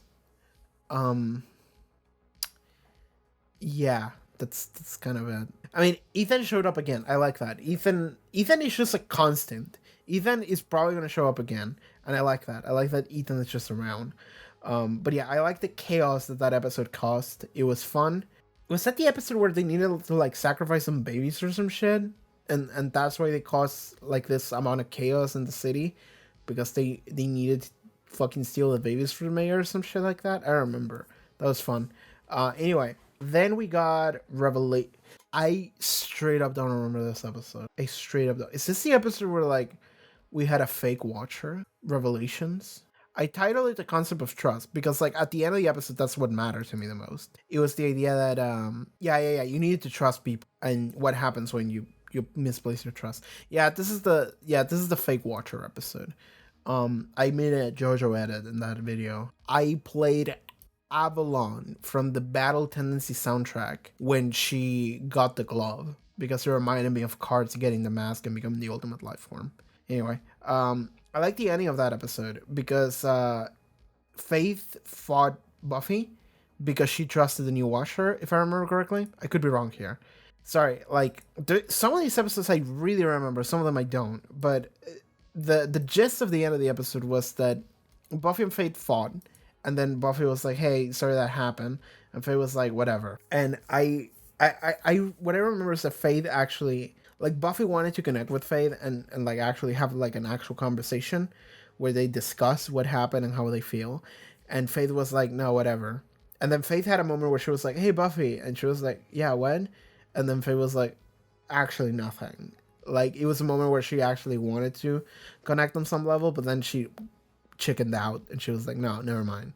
So that was the part that I really remember. And that really plants the seeds for Faith as a character, which I really like. That's the main takeaway from that episode that I really like. We also got a fake watcher, which then is referenced later. Hey, are you a real watcher this time? So, dude, Lover's Walk is a great episode that's kind of an outlier because, like, they got Spike back, which is a great character, and he was at one point a main antagonist, but he literally just shows up and he's like, why doesn't my girlfriend love me anymore? And that's the entire episode. And then at the end of the episode, he's like, yeah, I know why. Because I'm acting like a fucking idiot. I'm just gonna go back and I'm gonna like choke her and like beat her up or whatever our BDSM relationship is like, and she's gonna love me again because that's the man she fell in love with. So yeah, I need to just start being a dumbass and actually go back to what I know that I am, and that's the person she's in love with, and everything will work out. Thanks, guys. And then he left. And he also like called Buffy and Angel out on their relationship, which was fun. The best thing about that episode is Spike. By the way, the rain has gotten heavier now, so maybe you can hear it. Anyway, but Spike, man, I like the idea of just this main antagonist, former main antagonist. He has a great personality, and he just shows up and he's like, man, relationship problems. And it's just like funny. So I really like that. That was a good episode. That was a fun one. Okay, this is also the episode where... oh boy, this is the episode where Okay, so earlier in the season, and I don't exactly remember in what episode because, like, honestly, it doesn't fucking matter, is when we started getting Willow and Xander cheating on their respective partners with each other. And, yeah, that was just weird. That was just weird. And, like, I think that a lot of people said, commented on videos, is that this is just like a we don't thing. He likes giving people what they want after they don't want it anymore. Yeah, I think that's just like a bad thing to do. Like that just sounds like a okay. Here's the thing. That to me sounds like a poor excuse if you want to imply that that's intended, because like the best thing we can say is that that's not intended. It's the rain. Like the best thing you can do about that is to say that that wasn't intended. That that's just a mistake, because if you want to say that that was intended, then that is detrimental to your storytelling, and that just means that if you want to double down on that just to like troll people, then you kind of don't have respect for your own story and characters. That's how I see it. So if people wanted to comment that like, well, you know, he does this shit on purpose just to troll people, I'm sitting here like, well, that's just bad. That's just a bad thing to do. I just don't agree with that. Like I wouldn't do shit and butcher storylines or characters just for lulz. I would actually take it seriously and try to make something happen here, because like it shows me that you don't actually care about what you're writing, and if you're doing that, then why should I care about what you're writing? That's how I feel about it, and I've expressed these feelings before, and I understand that maybe they are controversial feelings, but this is just how I feel about it. Because I'll be honest with you, the scene where Cordelia quote unquote dies, and then it's like, actually just kidding, she didn't die. Like on paper, the idea of, you know, we are gonna go through the entire checklist mark of what is like a cliche tropey death of a character in like a movie or something, and we're just gonna go through all of them in a single scene, and then it's like, actually no, she's fine, and that's the joke, that's the punchline. I'm like, that's funny on a vacuum, but within the context of the characters and the episode, I'm sitting here like, what the fuck are we doing? Like, actually, what the fuck are we doing with these characters? Because like the Sander Willow thing doesn't really go anywhere. It's just drama for drama's sake. Like, you know what that is to me? Now that I think about it, that is like, we didn't really have anything going on for like Sander and Willow and Oz and Cordelia for like the first half of the season. So what we're gonna do is that we're just gonna make up some bullshit, and that's gonna take the screen time for these characters that don't really get to do much here. That's what I feel about it now. And like that to me is just drama for drama's sake. That's just not good for your story. And I like to believe that that was just a mistake. That was just something that they thought, yeah, sure, we can do this. Like, this kind of makes sense. And then maybe later they were like, I don't know about that. Because, like, I think that if you want to imply that that was 100% intended and that was just like, yeah, I'm just gonna fuck with people for the sake of fucking with people. I know this is bad, but I'm just gonna do it. Then I'm just sitting here like, well, you are losing my respect. That was already on a thin line because of Ted, but you're losing my respect here because I am expecting you to actually give a shit about what you're doing, about your story and about your characters and about your writing. And if you are doing shit just to like have fun with people, then I'm kind of just checking out. So that's how I felt at that moment with that storyline. Because like later in the season, like that didn't fucking matter. Like that entire storyline between like Sander and Willow didn't matter. Like the moment that they messed up their relationships, they were like, all right, we're gonna stop. And then they just stopped completely. And Cordelia spent the rest of the season just being better towards Sander, only for that to be undone at the end of the season where Sander buys her dress. She wants to kind of hook up with oh god, I forgot his name. I forgot his name. It's just straight up forgot his name. What? The new Watcher guy. It's not like Willie, but it's something like lame like that. She wanted to hook up with that new guy, and then in the final episode, they're like, they kiss, and then they're like, yeah, that was kind of gross. Anyway, bye. And that was just another punchline joke. So like, to me, I don't know what the fuck they're doing with that. I'm sorry. And Oz just, he didn't care at all. Like, okay, we had like one scene in like the next episode or next two episodes where it's a good scene. It's a good dynamic between, it's a good scene between him and Willow and talking about it. But like beyond that, that it just doesn't matter. So like whatever they did at the first half of the season with these characters relationship wise, it feels incredibly forced, and I think it's just a mistake. And if it was, if there is, if someone can dig up like some kind of like answer that, I don't know, I don't like mentioning the name Whedon on this channel. I don't know if you can tell, but if he said something like, "Oh yeah, I did that shit on purpose just to mess with people," which is what kind of people imply whenever they comment on my videos, it's like, "Oh, he just does that." I'm like, well, that's just a bad thing to do. That's just bad writing, I think. That's not a way to run your show. So if that's the case, then I'm like, well, I'm sorry, I cannot give any more excuses than that for that. That's just, to me, just bad. So yeah, that's how I feel about that whole thing that happened earlier in the season with those characters. Like that is the black sheep of this entire season. Is that entire storyline between those characters and their relationships at the beginning of the season that then is just lost. They just fuck with everything, and then they're like, anyway, we're just not gonna worry about that anymore. That doesn't matter. So yeah, that's just weird for me. That's just something about the season that I do not like very much. And again, I mentioned earlier about the punchlines and in the jokes, how they're getting jokier and jokier this season. And like some of them can be fun, and on a vacuum, just on paper, they can be fun. But I think that a lot of the like jokes that they're going for kind of is to the detriment of the drama of the show.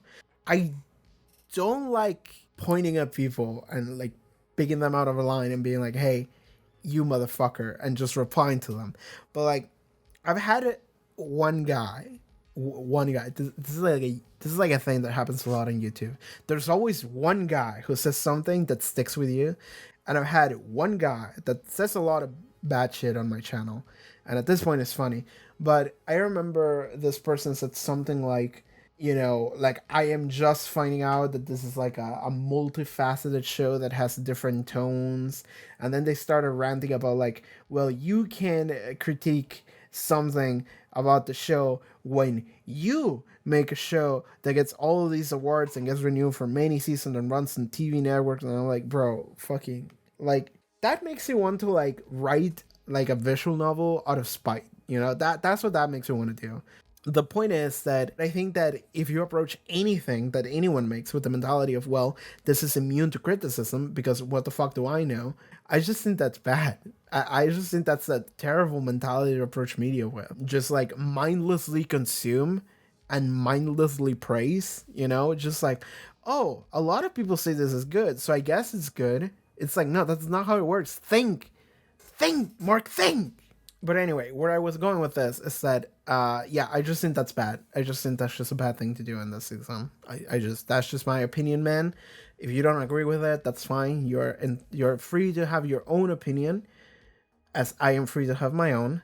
And we can just agree to disagree here, as long as you don't leave a comment telling me that I'm a piece of shit, because otherwise I'm gonna start punching. I'm gonna start swinging.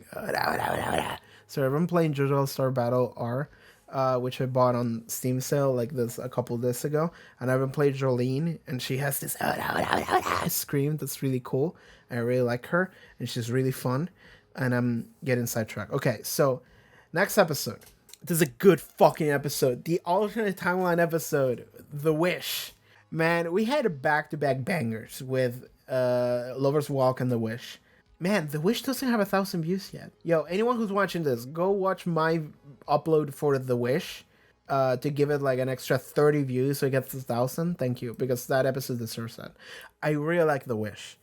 If someone left a comment like very recently, like last week, that said there is a very high possibility that Russell T Davies inspired the Doctor Who episode Turn Left on The Wish. And I can see it. I can see it 100%. Because, people keep telling me, like, did you know that Russell T Davies was a fan of... I know. Don't worry. I know. Like, people have told me literally since I started the show. I know. Russell T Davies really liked Buffy. And I can tell, like, the similarities. Like, he drew a lot of things. Like, he grabbed a lot of things from Buffy's, like, style of storytelling and format that then he used for the revival of Doctor Who in 2005, as well as Torchwood. With people have drawn the parallels between Angel and Torchwood. I haven't watched Angel yet, but the idea of a spin-off that's maybe a little bit more mature, at least that's what people have told me Angel is. So I can see Torchwood being kind of similar to that. But I can see that maybe Turn Left, which is an amazing Doctor Who episode, was maybe inspired by The Wish, because there's a lot of similarities between those two episodes. I really like The Wish. So Cordelia... we introduced Anya, which is a character I like. We introduced Anya, and she's probably going to come back. She is this demon that gives scorned women their wishes of revenge or whatever.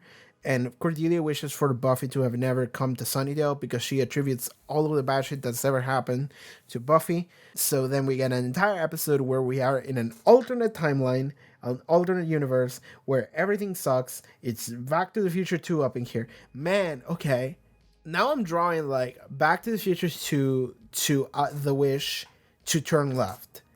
Like, I'm drawing like a direct line between like inspiration from one to the other. So that's probably what happened. Because like that episode, now that I think about it, is very Back to the Future too. Like very much so. So we get an episode where Cordelia is in an alternate timeline where everything fucking sucks. I like knowing that the entire fucking city is just, everyone just fucking dies all the time. Because it is comical how much like death and fucked up shit happens in Sunnydale daily on this show. But like now we know what it would be like if Buffy wasn't there, and it's like even worse. And I'm like, oh man, like that's, the bar was already on the floor and now we have begun to dig. That's how bad things are in the alternate timeline Sunnydale. And there's a lot of fun things that happen in that episode. For example, Cordelia fucking dies. And that was not something I expected. She just dies in the alternate timeline. But she says something that was vague, but Giles could kind of grab and track down. And then he was able to solve the problem by confronting Anya. But we also get to see how different Buffy would have been if she didn't meet her friends. We also see that Xander and Willow would have just been vampires, and we got to meet Dark Willow later. Larry and Oz and another girl who I don't remember if she... I think we've seen her around, but I don't remember who she is. Another girl are all members of like a resistance alongside Giles. Like no one hangs around during nighttime because if you do, you fucking die. No one dresses colorful anymore because life fucking sucks and everyone's depressed and everyone just goes to school and then right back home and that's it. So like, okay, like there's a lot of things that are fun about this new timeline that we explore. And the reason why it's so fun is because we have already established what the town is like in the normal timeline. So this is an amazingly executed episode. And then whenever we come back to the real universe, it's fun because it's like, oh yeah, now we can appreciate all the things that we maybe didn't appreciate too much before. Because then we can say like, oh yeah, this one fucking sucks. But then like you look at the alternative and it's like, actually we're kind of okay. We're good. So anyway, The Wish is just an amazing episode. I really like it. Then we got Amends, talking a man down from sunbathing. I'm remembering this episode entirely based on the titles that I gave them. This is really helpful for me. So, yeah, this is the episode where Angel just wants to kill himself. I don't remember why he wanted to kill himself. I mean, there's always reasons for him wanting to kill himself, right? Oh, because of the evil entity. I forgot about that shit. Well, God, we haven't seen the entity come back at all. I know it will come back because people have spoiled that for me on the comments. This is kind of why I don't want to read them anymore. But like, I remember, I mean, no, okay, don't write anything in the comments based on what I just said. But like, what I did read was people saying like, oh man, we get introduced to like one of the most fucked up things in the Buffy universe, the evil entity or whatever. And I was like, well, all right, I'm going to prepare myself. This is going to be a thing. and then it wasn't a thing. It never came back. So I'm like, okay, it's gonna come back later, because based on what people have said, it sounds like it will come back later. So that's where I'm standing here. But yeah, the evil entity. I I like my theory that it was like a representation of kind of depression. You know, like the evil entity is just something that whispers in your ear all the time, and that's what depression actually is in the world of Buffy. So he just kept like bringing things about Angel that he hated, remembering over and over, and he was like, you know what, I'm just gonna kill myself. It's better if I just kill myself. You know, this is an episode that would actually be interesting to rewatch and be like, okay, but what was he trying to accomplish and why? Because I seem to remember that it was like, we want Angel out of the way and to kill Buffy, but then he decides to kill himself. And they were like, well, this wasn't part of the plan, but it works out anyway. And I'm like, what are you trying to accomplish here? Now that I think about it, because I was theorizing that maybe it had something to do with the mayor or Mr. Trick, and it fucking didn't. So, Rain, okay. And if it didn't have anything to do with the overarching storyline for this season, then what the fuck was that? So that would be an episode to rewatch. That would be fun. So maybe I'll come back to it at some point on my own time. I don't know.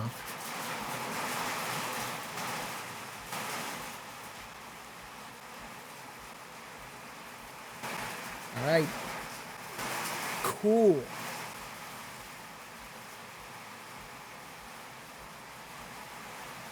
All right, it's day 3 of the BuffyCast recording. Thanks, Rain. Very cool of you. Let's just move on. So, last episode, if I remember correctly, I was talking about Amends. I mean, the thing about Amends that I really like, is just the final scene between Buffy and Angel. I mean, and I've said before, like, the romantic aspect between these two characters is not something that is necessarily my thing, but I really like that scene because I think both actors did a fantastic job. I think both actors really fucking killed it. So yeah, that was something that was just very cool for me. I really like that. So okay, then we have to move on into Gingerbread. Sorry if it sounds like I'm moving too quickly, because like, it is day 3 of me trying to get this video done, and editing this is gonna be an issue. So let's just try to move it a little bit faster, okay? So we got Gingerbread, and this is another episode that's like, I would almost say like this is a season 2 episode in season 3. There is a couple of episodes in season 3 that feel like season 2 episodes. I mean, I think that just speaks volumes of how different season 3 feels compared to the previous show that we've been watching. But yeah, okay, we got Gingerbread. What I liked about this episode was like that it felt like a weird acknowledgement of what the show is for the rest of the normal populace, like the rest of town. Because sometimes it feels like the only people that really notice what is going on is like the main cast, and everyone else is just kind of just living their normal lives, even though everyone just fucking dies around them. This is like a weird episode where like everyone is just like actually aware, and they start actually creating a movement based off of it. I mean, that's not really what happens, because there's like a demon that is tricking everyone into doing so, kind of mind controlling them. But that was like conceptually what it was like for me, and I did like that. But okay, that's basically the only thing noteworthy about that episode. Also, Amy shows up again. She has a new haircut, and then she turns into a rat. Moving on. Someone left a comment last night. I saw a notification that I was like the only person that I ever saw that was like in front of Amy when Willow and Oz started fucking at the end of the season, and they were laughing at that, and I was like, okay, cool. I'm glad I can entertain people sometimes. Next episode, Helpless. Okay, this is a good drama episode, and it's good because like this is where Giles, so he's doing tradition for the council. Like, he's like, okay, Buffy has to go through this thing. It's her 18th birthday, so naturally, as we do, we are going to drug her and throw her into a death pit against a vampire, and if she dies, she dies. So cool. That's a cool tradition. Cool council. And it is one of those things where like you see Giles' perspective, and he's like, he doesn't like that, and he doesn't want to do it, but he ends up doing it anyway because that's his role. But Buffy is, you get to see Buffy's perspective, and you get to see how like helpless she feels and how much it affects her, and like mentally that's awful. And like when she eventually does learn that Giles is the one that's doing this and he just confesses to it, she just she feels like the person that she knew doesn't exist. Like she just feels like this is not the real you, but she just rejects him outright. She's just like, how could you? And it is a little bit heartbreaking to see this relationship with these characters just like shatter just like that. Eventually at the end of the episode he ends up actually coming in and helping. He doesn't help a lot. It would be cool if he actually did help more. He kind of runs in from off screen and just kind of stops one vampire. It would be cool if he actually actually was part of the fight. That's the only thing I could say about that episode that would make it better. But still, he does come in and he does help. And the thing is that Giles. Like that's the thing. It's that you can see Buffy's perspective. You can see how helpless she is. But you also can see Giles' perspective, and you can see how much he cares. So the audience is being trusted to like come to a median where you can like be like, okay, Giles is clearly doing something wrong here, but he doesn't want to do it. And then at the end, he's like, actually, fuck it, I'm going in. Doesn't matter because I don't want her to get hurt at the end of the day because he cares, and you know that he cares. So. And consequences for this happen, where then a man from the council, a councilman, comes in and goes, anyway, you're fired. We're going to send a new guy. Oh, Wesley, that was his name. Yesterday I was trying to remember his name and I was like, Wally? No, it's Wesley. Sorry. But yeah, anyway. So we got consequences for that, where Giles gets kicked from being Buffy's watcher. I guess he's still maybe a member of the council. I don't know if he is, but like he's just not Buffy's watcher. But he still sticks around. I don't know what's going on there. I mean, maybe there was an arrangement of like, you can stick around. You have knowledge, which will be helpful. But we're going to send someone else and you have to follow that new person's orders all the time. So, okay. It's a very good episode for drama between those two characters, really. That's what I like about that episode, and it's very good for that. Then we get probably one of the best episodes of the entire show, which is the Zeppo. I'm looking at my views on each of these videos. The Zeppo has, like, remarkably low views considering how fucking good of an episode it is. And, like, the only reason I can think for that is because, like, I reacted to that episode, and then I was very curious as to comments for what that episode would be like, so I read them. And people were like, man, it's great to like have someone that actually understands what this episode is. And I'm like, what? So apparently there's a lot of people that watch that episode and don't get like the joke.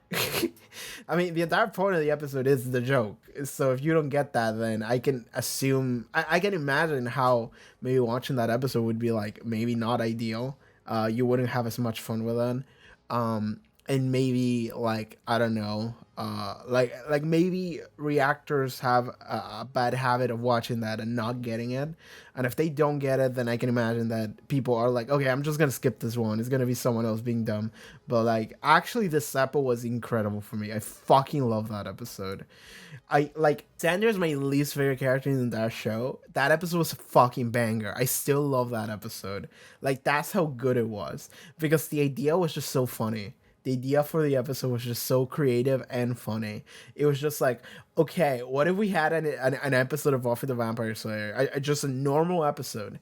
But like, we're actually not going to follow anyone that does anything important. We're just going to follow fucking Xander and whatever the fucking shenanigans he's doing.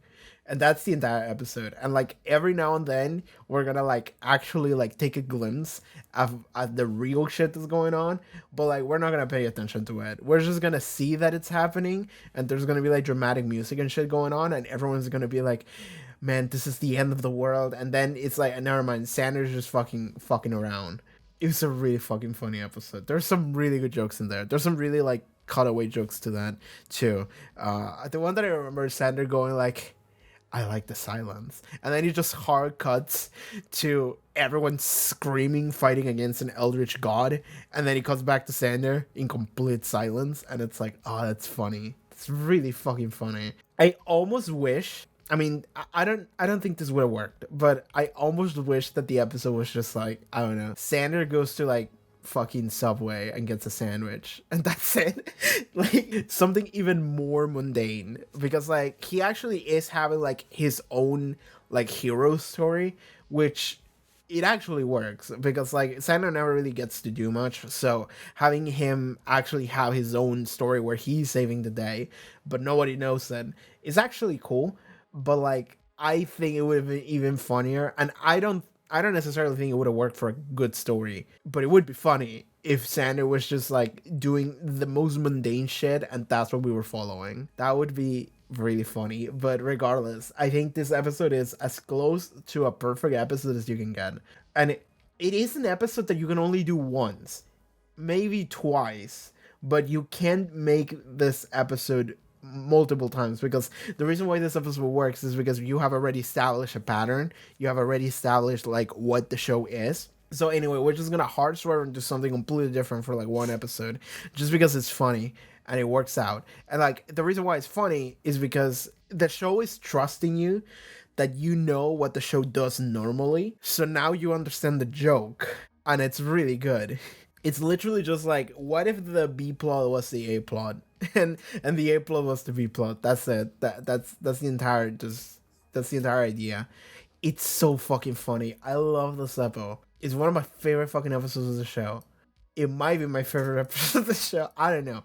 It's really high up there. Like, we got some really good episodes in season 3, but like this is the best funny episode in the season and in the show. There's some episodes that are like so bad it's good in previous seasons, like fucking Ted. I love Ted.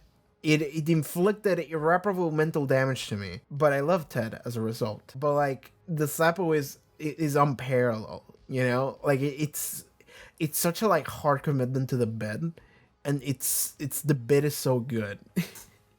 I feel like if someone watches the show and doesn't get the joke, maybe that episode fucking sucks. And I am sad. I am sad that you could maybe watch that episode and like not enjoy it, because it's so fucking good for me.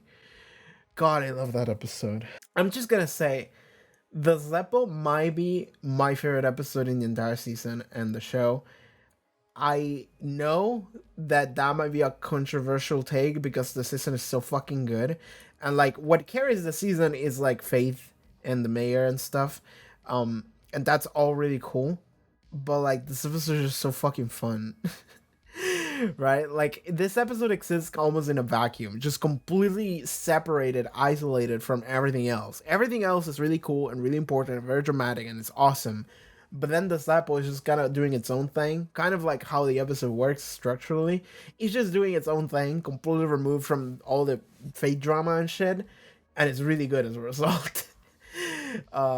So this episode is an episode that I cannot categorize in any metric compared to anything else. This episode is just glorious on its own.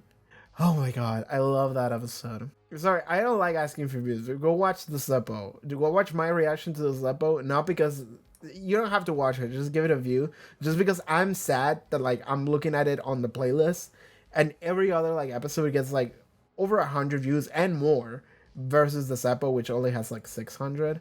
But then there's some other episodes that have like 1,000, and I'm like, man, the Zeppo deserves better. That episode is fucking good. I will die on this hill. This is where the season kicks in real hard. Next episode, Bad Girls. I almost don't want to talk about this episode without actually talking about the next episode as well, Consequences. Because like, okay, I already like spent like 50 minutes talking about Faith at the beginning of this video, which for me was 2 days ago. But this episode is like the start of an entire journey for a character, and the season arc almost. I guess something that does happen that is unique to the episode is we have, I forgot his name, but we have some dude that reminded me of a Doctor Who monster in like a tub. Something he did mention that was cool, and it was how he essentially alluded to the fact that the mayor is the real antagonist of the show, well, the season. He was like, he referred to like, oh, the person that fucked me over like 100 years ago. It's like clearly the mayor. And at the end, he gives a warning as he's dying, just like, oh, you're gonna, when you see what he does, you're gonna wish you hadn't killed me. And it's like, oh boy, it's ominous. And it's cool. It's cool how that ties into the main storyline a little, even though it doesn't. Like, even though he doesn't fucking matter, he's like an episodic monster of the week. But like, it's kind of cool how that actually connects on some level to the main plot, to the main antagonist. It would be cool if we got to see that more. But yeah, that's the only thing I can say about that episode. It's unique to that episode because everything else that happens is okay. Buffy and Faith are kind of becoming bad girls. It it's it's funny how Buffy sometimes does that. Like, Buffy has had like two separate moments where she has decided, you know what, I'm just gonna be a completely different person for one episode. And then at the end of the episode, she's like, actually, I don't want to do this anymore. And this has happened twice already. Maybe even more than once, really. I don't remember very well. But this happened at the beginning of season 2, and now it happened here, where she just decides to be bad. She decides to be a little bit more reckless, a little bit more loose. She has like a moment where she just like starts to like seduce Angel, not seduce, but like starts being like a little bit too comfortable with him. And I think I said something like, wasn't you being afraid of being like sexual around Angel like an entire like aspect of your character that like it, like freaked you out? Like, wasn't that a thing that we spent so much time just being like, oh man, she's like really traumatized about that? Like, that was the thing in season 2. And I'm not saying that they forgot about that in season 3, but it's just a weird choice for her to just like go like completely 180. And then at the end of the episode, she 180s again, and she's like, actually, no, this is bad. And the way that the reason why that happens is because I think they were robbing a store, and then they got taken by the cops, and then they caused a car crash, which injured innocent people. So Buffy's like, actually, I don't like this. This doesn't feel good. And Buffy's like, fuck you, who cares? Let's go. And it's like, okay, we're starting to create a dividing line between these two characters. And then at the end of the episode, Faith kills a dude, in accident. But then that is the beginning of the entire Faith arc, and compared to Buffy as well. And then that leads us into the next episode. I guess something I can mention about this episode, again, bad girl still, before we move on, is how the mayor's like secretary, I don't know what the name of the dude was or what his job was, but the mayor's assistant, he showed up and he just got stabbed. And like, I still don't know why that was. I mean, it could have just been a coincidence, and I'm guessing, I'm thinking it was, but like I remember someone left a comment that was like, why was he there? Like, was he trying to like actually talk to them, or like was he trying to sell the mayor out and like help them out or something? But like we won't know because he's fucking dead, he can't talk. But like, that's one of the things where I'm like, yeah, I'm guessing that could have been the case, but like, I think he was just there. I think he was just there and he just got fucking stabbed. I think that's it. But if there is a reason and maybe it's revealed later, then sure. But for now, it's just like, there's no point in wondering about that. He's just fucking dead. And what I do like about that is that you can see how, like, I mean, Buffy freaks out, but Faith also understandably freaks out. And Faith has a very different way of showing that because, like, she's internally troubled about it, but she doesn't want to show that. And she's coping externally about it. And that's what we can see next episode, the one where we talk a lot about Faith. That's how I titled it. It's 54 minutes long, and most of it is just talking about Faith. Man, I spent hours talking about this character. Jesus Christ. But Faith, to me, like, this is where Faith as a character starts to, like, become so much greater. And it's the fact that Faith starts to going down a dark path almost. So she starts lying. She starts just selling Buffy out, or not even just incriminating her, really. She starts just lying and backstabbing people. And the reason why she's doing that is because she's hurt. She's hurt and she doesn't want to admit that she did something wrong. She doesn't want people to yell at her and to be like, you killed a person. Again, she's done everything in order to avoid rejection. I like that. She almost like chokes Sander at one point, and then Angel invites himself into a motel and stops her. There's a good talk between them that's kind of really cool, but then it gets interrupted. And then at the end, we have a moment where she saves Buffy and kills Mr. Trick in the process. Buffy saves her, I think, too. Yeah, she like pushes her away from like a couple boxes that were falling on her. And like, then she saves Buffy, and then she goes to the mayor. And like, the reason why all of these events are cool is because like Faith cares about them to a degree because she understands that Buffy's a good person and wants to be her friend. but at the same time, she internally has so many issues with herself.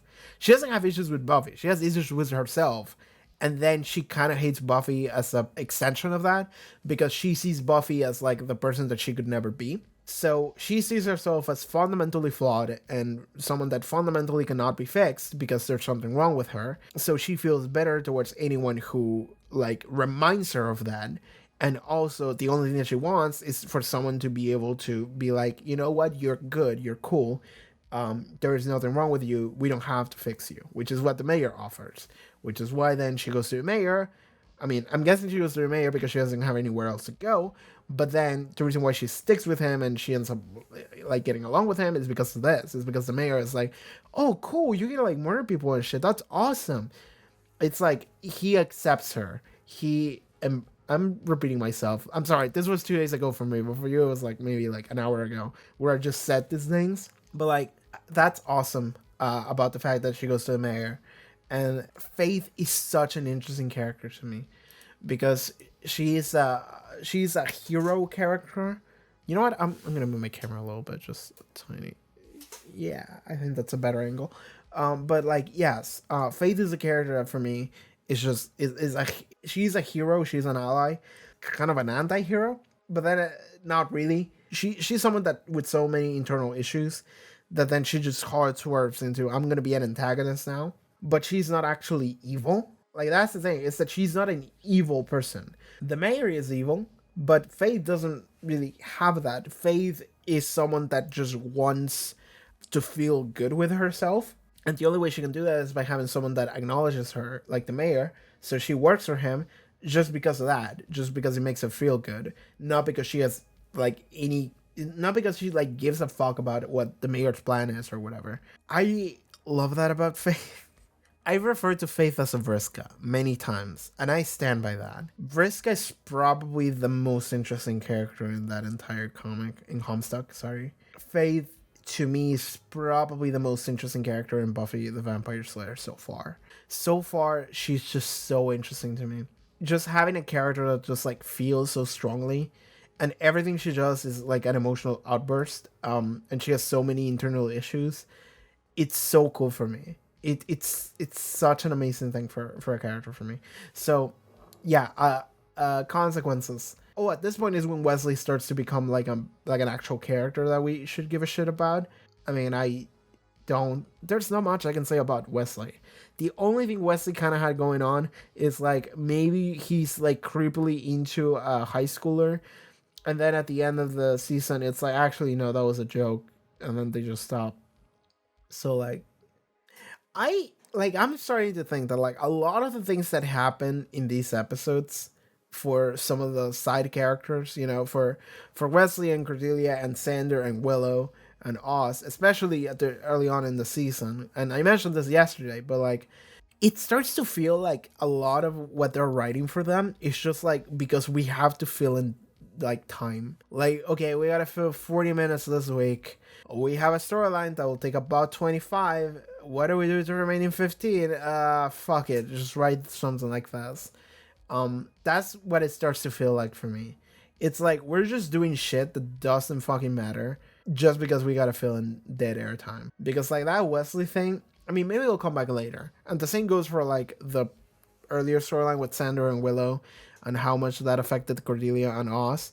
But like that happened and then got resolved really quickly. And even at the end of the season, we walked back the fact that Cordelia hated Sander. So like now that's just, I don't see why there was a point for that. The same goes for Wesley here and Cordelia, and that's like the only thing that Wesley has going on for him. I mean, what else we can say about Wesley is that he's a very like meek watcher that shows up and he doesn't know what the fuck to do. He's like, I know everything. I read this in the books, and then the moment he has like to have like any field experience, he just immediately freezes and he doesn't know what the fuck to do. Like, yeah, I think that was the episode in Bad Girls. He immediately gives in to the monster's demands. And then Giles is like, oh, Jesus fucking Christ, dude. And he, like, fights and saves them. And it's like, it is a clear difference between someone that has experience and understands what to do versus someone that's just completely new here. And then at the end of the season, I mean, the entire season he's been going like, like, no, you gotta follow my orders. And but then at the end he just decides, you know what, I'm just gonna help out. So that's really cool. That's like a cool like character like progression. That's like a cool character arc, but it's not the deepest character arc. It's not like a lot happens to Wesley. Maybe we'll see him again next season, and maybe that will be fun and interesting. But right now, Wesley's just like, yeah, he showed up. He's been here for like, I don't know, like 9 episodes, something like that. Yeah, and he just at first he didn't do anything, and now he did at the end. And that's that. I mean, he's just like a goofy character. I can understand why people like goofy characters like that, but for me, it's just like whatever. Let's see what he does in the future. Okay, moving into the next episode, Doppelgängland. Selfless is a tag, and we're exploring it. What's fun about me writing that title is that I titled it Selfless is a tag, and we're exploring it, which is literally what that episode is. I saw one comment from someone else to that episode that was, I mean, it didn't really matter. It wasn't a comment that mattered very much, but it was someone that was like, why are we still using that word self-says? Like we were using this like the Loki days. It's like, no, it's cringe. We should stop using it. It's weird. And I'm sitting here like, I'm just calling it like it is. Like, this is what it is. This is what's happening in the episode. And there is a word for it. And that's what I'm using to describe it, because that's what the word means. And also, like, I don't hang around fanfic circles. I don't. I've never read a fanfic in my life. Let me know if you're really interested in this. I would like to actually read, like, My Immortal, which I know is, like, the cringiest, worst fanfiction ever made.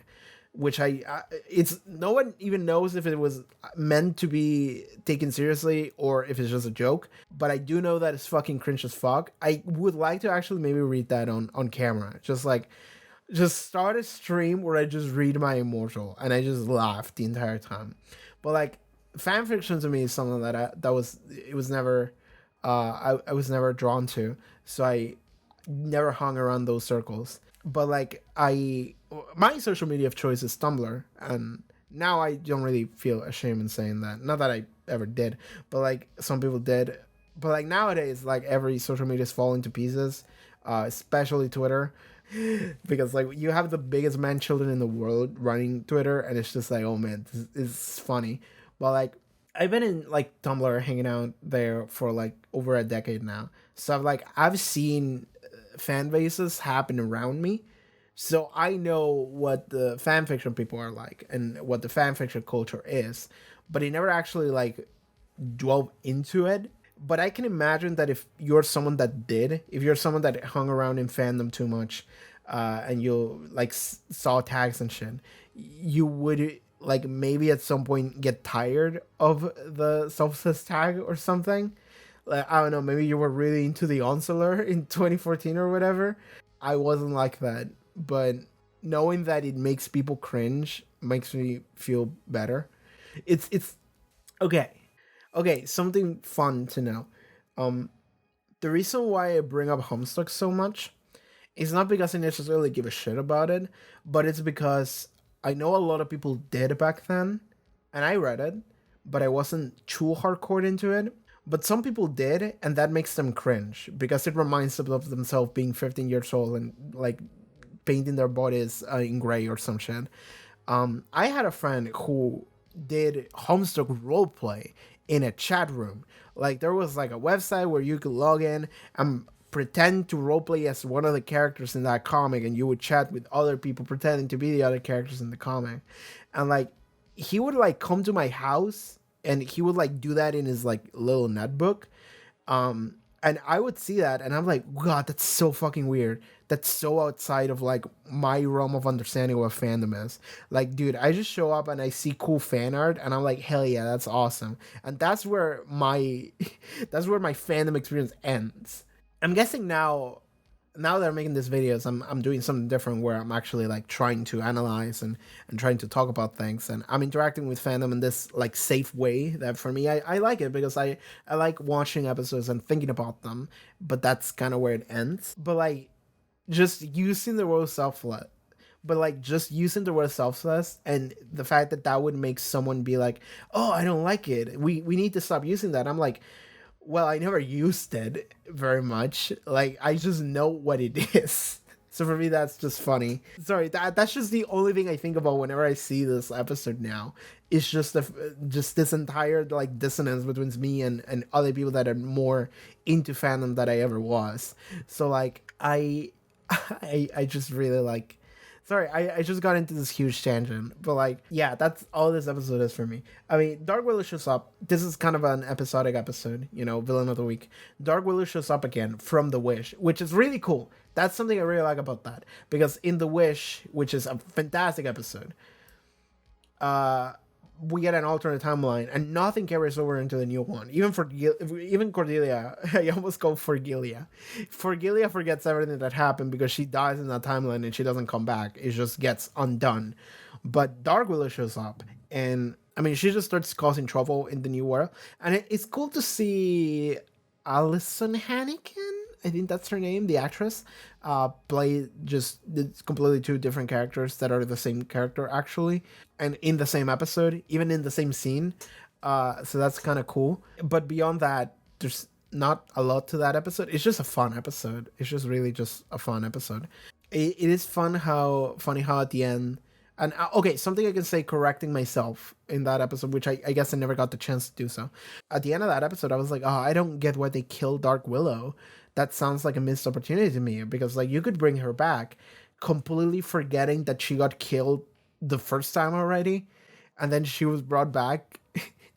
So like if they wanted to bring her back, they could just bring her back. Like there's no reason why they couldn't. So that's just a small correction I want to make, because some people were clowning on me and I'm like, you know what, that yes, you're correct in that. That's just something. I mean, for me it felt like narrative wise killing her like is like committing to her death, but then I'm like, well, no, they already committed to her death the first time and then they didn't, so it's like, okay, never mind. I'm just wrong, I'm just stupid. Anyway, next episode, Enemies. Okay, the thing about that episode that I really like is that at the end there is like the biggest twist, and it's a really cool twist because they want to pretend that to try to trick you, and they do. At least they trick me, that Angel is turning into Angelus again. That they successfully managed to do so. And I was like, oh my god, we're doing this shit again. But then at the end, they just go like, actually, just kidding. Was all part of the plan that the main characters had. We conveniently hid it from you, so you didn't know that it was happening. And you know what? That's fine. That's fine. You know what? It is one of those things where like they just hide the truth from you, but it makes for good storytelling, so I'm fine with that. I'm cool. Like you're following Faith the entire time, and that's funny because like the protagonist for that episode, for like a good chunk of the episode, is Faith. You're following Faith more than you're following Buffy, because you have more knowledge about what Faith is doing than what Buffy is doing. So that episode kind of has more of a Faith perspective than it does a Buffy perspective. So that's really cool. The reveal that Angel is just like, actually, second best actor or whatever, and it's really cool because they don't say what they did, but the moment he says that and then Faith is like, wait, what? That's the moment that like you clue in, and it's such a sick reveal. That reveal, the way it was written, it was really good. And then the fact that the fucking shadow wizard ninja shows up and it's like, actually, Rupert Giles, my debt is repaid, and it's like, oh man, what do you do for him? And it's like, oh, I introduced him to his wife. It's like, I want to know that story. That's what I want to see. Like, what the fuck was that like? Giles just met this like shadow ninja at a bar, and he was like, hey, here's my friend Juliet or whatever. What was that like? I want to know that story. Man, that's just a really good episode. It's really fun. I guess this is the episode where you understand how like bad Faith is becoming, but not really bad as a person, more like she's doing bad actions because she has issues. Really. And it starts to like very clearly be spelled out for you why she's doing all the things she's doing. A couple of them she just says it herself. She's like, Buffy, you're always the good one, and what am I? You know, like nobody actually pays attention to her. Nobody actually considers her to be doing anything good. It's just like, no, Buffy's the one that's always doing good things. But like, what do I do? That's really cool. This episode is the episode that like the reveal at the end is the best. Wait, give me a second. Holy shit, I just saw something. Dude, the episode with the most amount of views this season is Earshot. And I know why that is. It's because of the fucking title. The title and thumbnail, I'm guessing.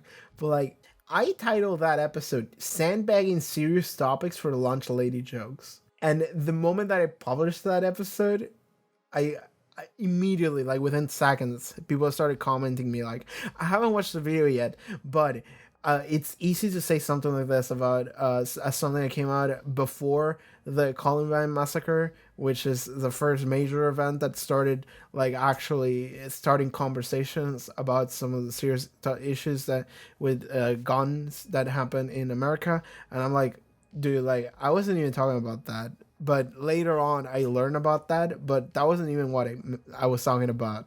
I was more talking about like the suicide aspect. Like to me, I still stand by that title, by the way. That, I mean, I wrote that title for funsies, really. I'm just trying to have fun. But like the fact that the show like hard swerves from like, oh, this guy was trying to kill himself, and you don't even know that, you're antagonizing the entire time, and it's like, oh. And then it's immediately like, actually, here's the lunch lady, and she's trying to kill everybody. It's like, what? So, like, that for me was very jarring, and I still feel that way. I still feel like it was very jarring to go from one to the other. In hindsight, I don't mind it too much. I don't know if I minded it when it happened either, but it's just jarring. There's no way around it. It's just jarring. And I titled the video that because that's what it is. But like I know that has more views than any other video this season, just because it made people click on the video to yell at me. And also because like the way YouTube works is that if you leave a comment, that also boosts the video like on the algorithm. So like people yelling at me is what made that video like go up a little bit. I never tried to deliberately write a title that will make people yell at me for engagement. I never do that. If I write something like that, it's because I'm committing to the bit. Because to me, that's a funny... I think that's a funny-ass title. I stand by that title. That episode sandbags serious topics for lunch lady jokes. And that's not necessarily a bad thing, but it's a thing. And it happened. Anyway, Earshot is... It's a... Okay. I like the introduction to Jonathan. And I will say that somebody informed me that Jonathan actually appeared before in the show. And then they listed like 5 episodes where Jonathan was in. And like, when I watched that, I was thinking to myself, like, did I ever see this guy before? But then nobody addressed him. So I was like, okay, I guess I didn't. I guess I'm just confusing him for another just white boy, which I do often.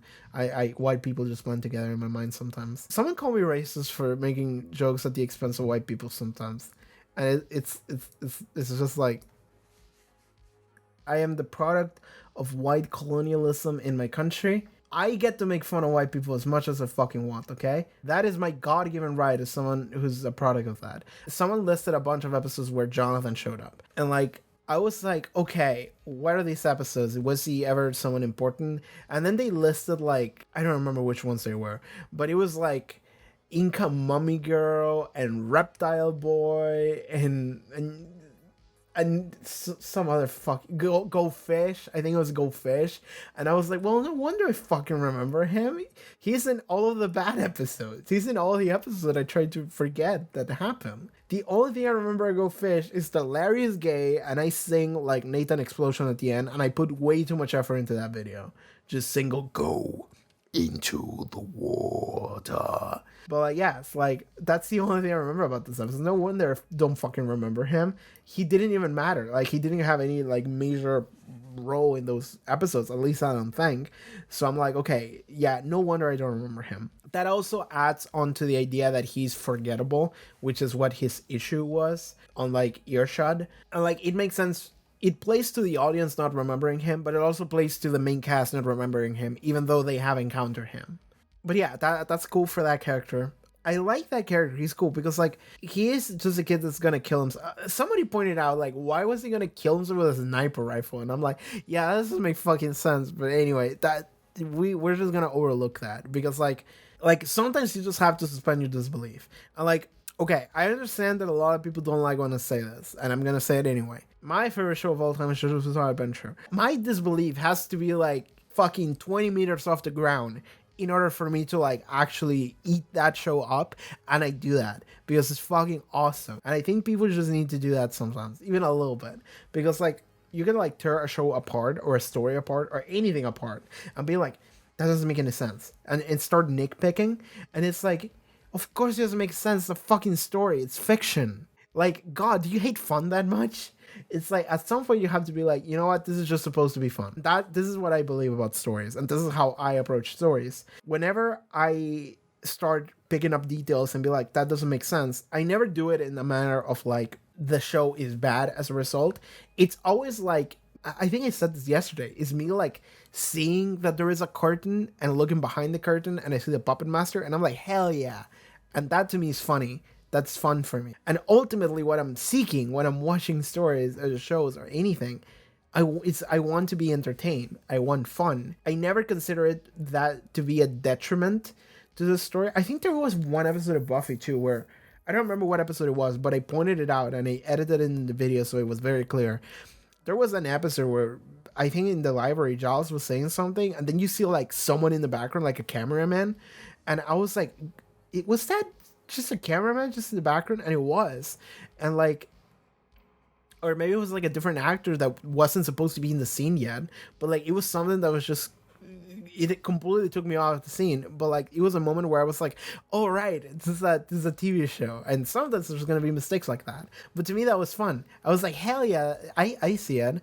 I think that if you wanna like complain about the fact Jonathan was gonna kill himself with a sniper rifle, which makes no fucking sense, it's one of those things where like I wouldn't consider it a complaint. It's just something that's like, yeah, it doesn't make sense. The only reason why that is there, you don't have to think about it in like why would he do that. You have to think about it in like, the creators of the show wrote that sniper rifle in there because he needed to look like a school shooter. The entire episode hinged on the idea that you think that is a school shooter, but then he's not. So they have to double down on that. And you can come up with an excuse. It's like, I don't know, like he had a family member that had a sniper rifle and only a sniper rifle. Okay, and that's and he just took that. But like the only reason why the sniper rifle was there was because you needed to think that he was a school shooter. That was the intent, and that's what they did. Okay, I always think about, you know, the purpose behind something being made compared to within universe. I always think about that first, and I think that people need to learn how to embrace that a little more. Sorry, like today it sounds like I'm complaining about people too much. I'm not complaining about people. It's just that whenever I get to make these videos where I just talk about, this is kind of just a podcast for me. I like to take people's inputs and give my 2 cents on that and be like, this is how I think. This is how I see things. And yeah, maybe we can understand each other a little better if I explain that. Okay, something cool about Earshot that I was told, and maybe I mentioned this next episode, but I was told that yes, Earshot was supposed to air like a month after Columbine, which was the biggest school shooting in American history, I think. I could be wrong there. Sorry, I'm not American, so my American history and history of school shootings is not something that I know very much or at all. But I've heard the name before, so I know it's a big one, right? So, yeah, I was told that was the case. Then, as a result, Earshot didn't air when it was supposed to. So they just aired like a rerun or something. And then it just went straight from enemies into choices. So Earshot was completely skipped. And it was only released as like a bonus and like a DVD afterwards. Or like before the next season, they just aired Earshot like a year later. So, okay, that's fun. Because of episode 20, the prom, and Jonathan's role in it. And I guess I'm going to talk about that when I get to the prom. But right now, let me just say that Earshot has like a place that where it enhances a next episode, an episode later on in the season. But the fact that a lot of people didn't see it when it aired. People saw it afterwards. So that means that my experience watching the prom was just straight up better than a lot of people's experiences when it was coming out. So that's just crazy to me. So anyway, we're just gonna move on and talk about choices. So choices is Willow gets kidnapped because they try to take the fight to the mayor. And then we got to have the mayor and Faith come in, and we have to have like a trade.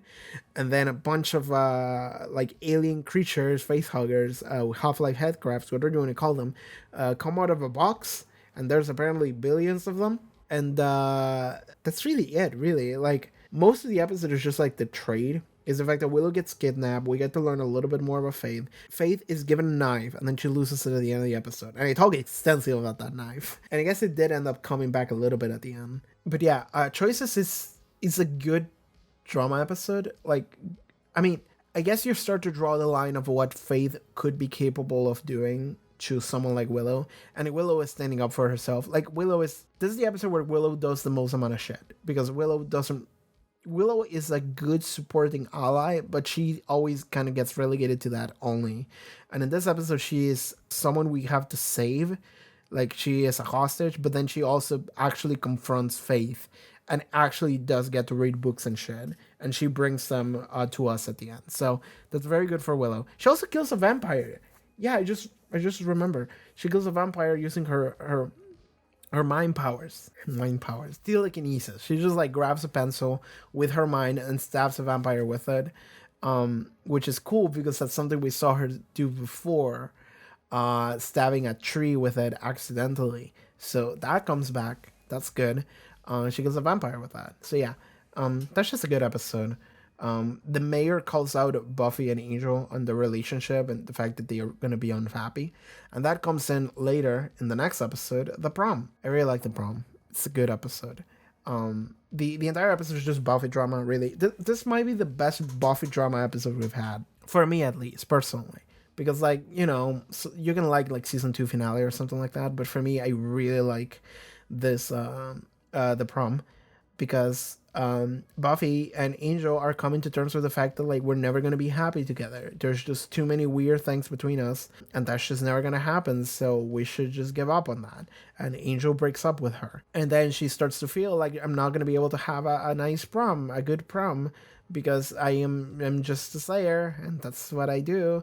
And then some guy is going to try to... Sorry, I started smiling because when I said some guy, I remember his motivation behind the reason why he was sending, like, people to kill in the prom. He was, like, creating, like, dog people, hellhounds or whatever. It was just dudes in costumes or something, just to go and kill people at the prom. And the reason for that is because you see a flashback of him going like, "Will you go out to the prom with me?" And this girl just says no, and that's it. Yeah, we just have an incel, and he wants to kill people and stop the prom. And then Buffy stops him, kills the hellhounds. Really, the only reason why that episode works so well is because that doesn't matter. What does matter is that at the end of the episode, Jonathan shows up again. And this is why Earshot is good. Is because Jonathan shows up again and he is giving Buffy like a prize. I never went to like high school prom or whatever. Is that a thing for us? I don't know if it is. I dropped out of high school. I mentioned it many times. He shows up and he's like, okay, like there's like awards like for class clown and shit like that. And then he just comes in and he says like, we got a lot of like write-ins this year, I guess. So Buffy Summers, apparently a lot of people wanted to give you some kind of award or acknowledgement for all of the things that you do for us because, like, you know, we live in a fucking shithole and people die all the time. And we all know this. We all notice also that there's someone that is always there helping us out and saving us. And you even see it in that episode. She just saves some random dude who wants to go to the bathroom. So, like, it's one of those things where, like, people just wrote in a bunch of, like, messages of, like, this girl, Buffy Summers, she's always, like, saving her asses. So, you know what? We're just going to write something nice about her. So then the committee or whatever at the school, at the prom, just decided, you know what? We're going to make something special for her. And they made like a little umbrella. And they were like, yeah, this is for Buffy Summers, who is now, we're going to, what was that? We're going to title her like class protector, something like that. That was really cool. And that was just a very just wholesome moment of like acknowledgement from because like it feels like what Buffy's doing is a thankless job. She's just saving people because it's the good thing to do. But like that was the moment of acknowledgement of like people actually do notice what you're doing and they are very thankful. And it was a moment of like Buffy just wants to be happy. Buffy just wants to be a normal girl. And like this entire episode, she's just miserable because she feels like she's not going to be able to be that. And then everyone just comes in and it's like, Buffy, you're awesome. Like, thank you so much. Like, you saved my life. And it's this very wholesome moment. I really like the prom scene. It's just one of the best scenes in the show, I think, because like I mentioned in that video, but it's like a moment where like the show kind of shows it's like heart, like this is what it is about. You don't save people just for saving people. You save people because they are people and they notice things as much as you notice them. And they're all just coming in together and be like, you know what, thank you so much. And that's really awesome for me. And then at the end of that episode, Angel shows up and they have a little dance, Everyone is having a little dance. This is where we learned that Cordelia, we learned in the previous episode, I think, where Cordelia is broke and her family is in bankruptcy and she lost everything and she can't go to a cool college. So she's like working at a store just to like buy herself a dress so she can go to prom. And then she doesn't get to, but then Sander shows up and he buys it for her. And that's kind of cool and wholesome. Kind of wish the first half of the season didn't happen, but sure. But yeah, anyway, that's cool about Cordelia's character as well. I do like doing that. After the prom, we move into graduation day, and this is a two-parter. And I guess I should talk about both. I've been talking for an hour, Jesus Christ. Okay, after I finish talking about graduation day, I'm going to take a small break, and then I'm going to come back in like 10 minutes. But okay, graduation day, okay, this is the finale. It's the big one. This is where the whole Faith and the mayor thing come together. And if you thought that when I said the prom is when the show shows its like true heart because everyone came together and acknowledged Buffy, oh man, the final episode of this is a doozy. But like, yeah, okay.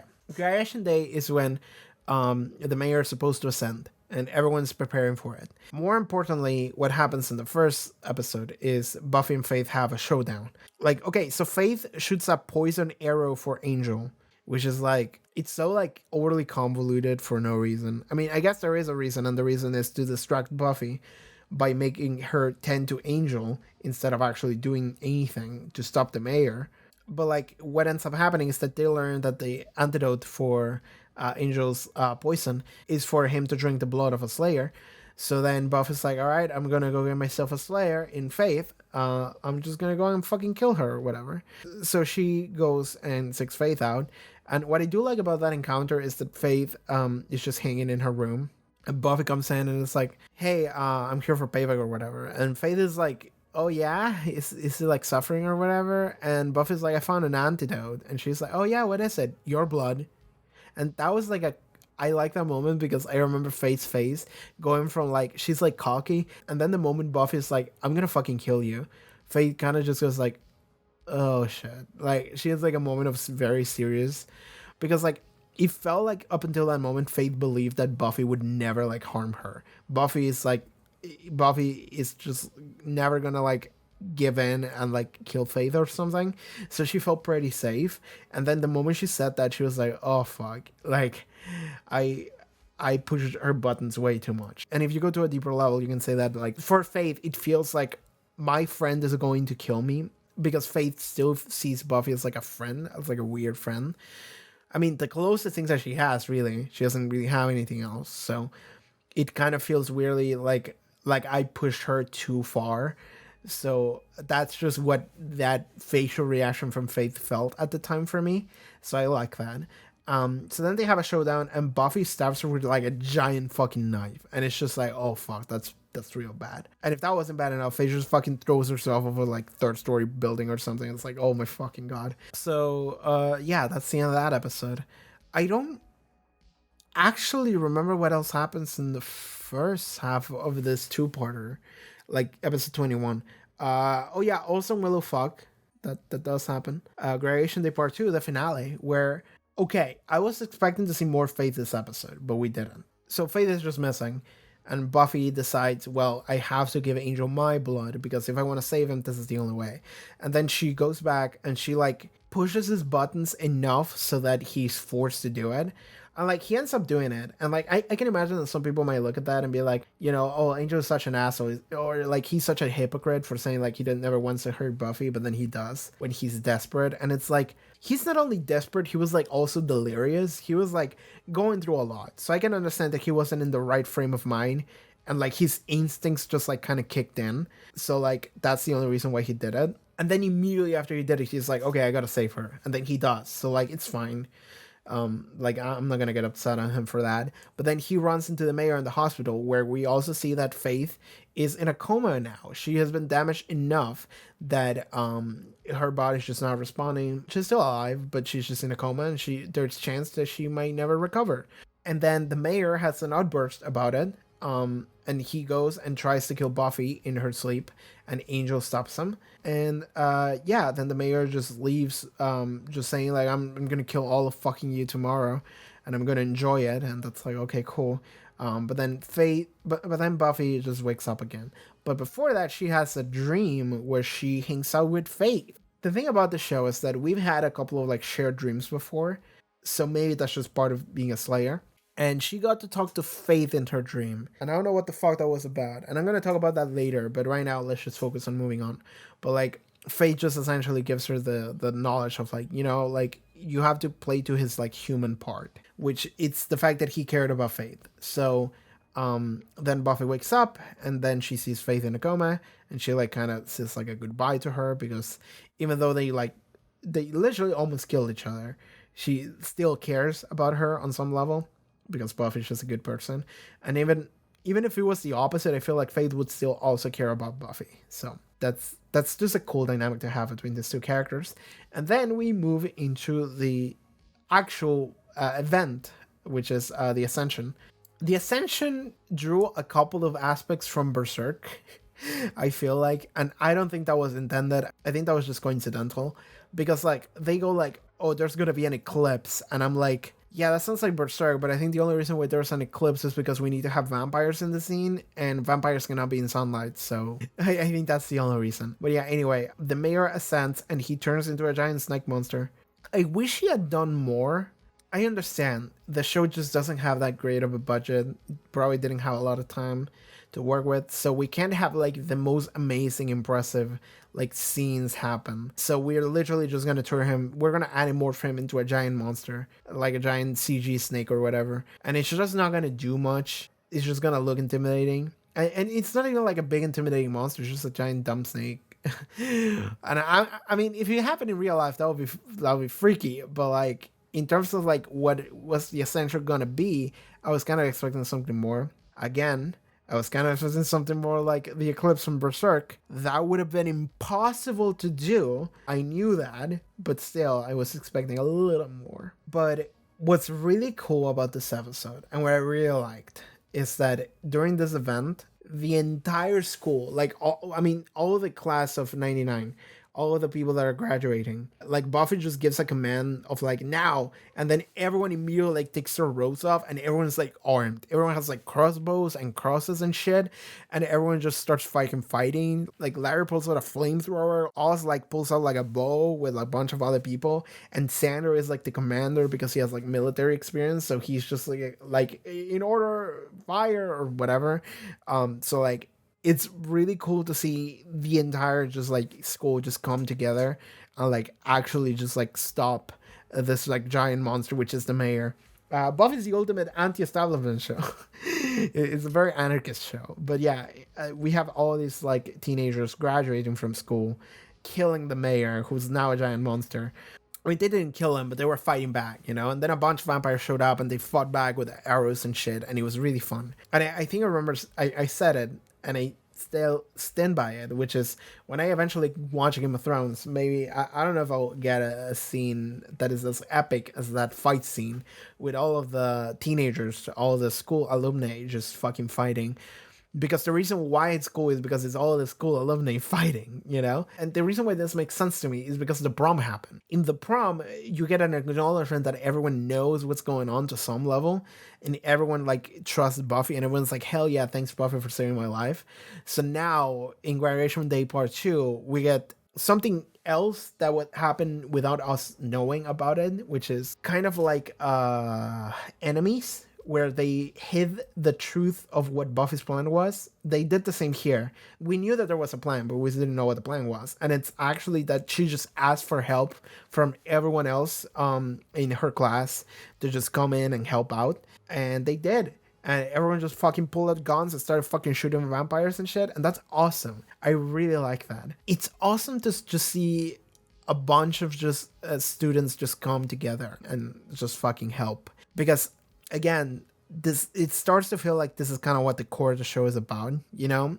When you watch episode by episode, and especially doing episodic episodes where it's just a monster of the week, it's kind of like, okay, there is a monster and we're gonna stop him because it's just a monster and it's evil and we do good here. That's very simplistic, but like an episode like this one, like Variation Day Part 2, is when you actually remember, oh, this is a world, like there's people living here that we're supposed to believe are real. This is like the kind of episode where that comes through. It's like, oh, yeah, all of these people are real in this universe and they're acting and they're doing stuff. It's not just like, oh, we just have a Monster of the Week episode. It's like, no, actually, things are happening and we're mobilizing entire groups of people for it.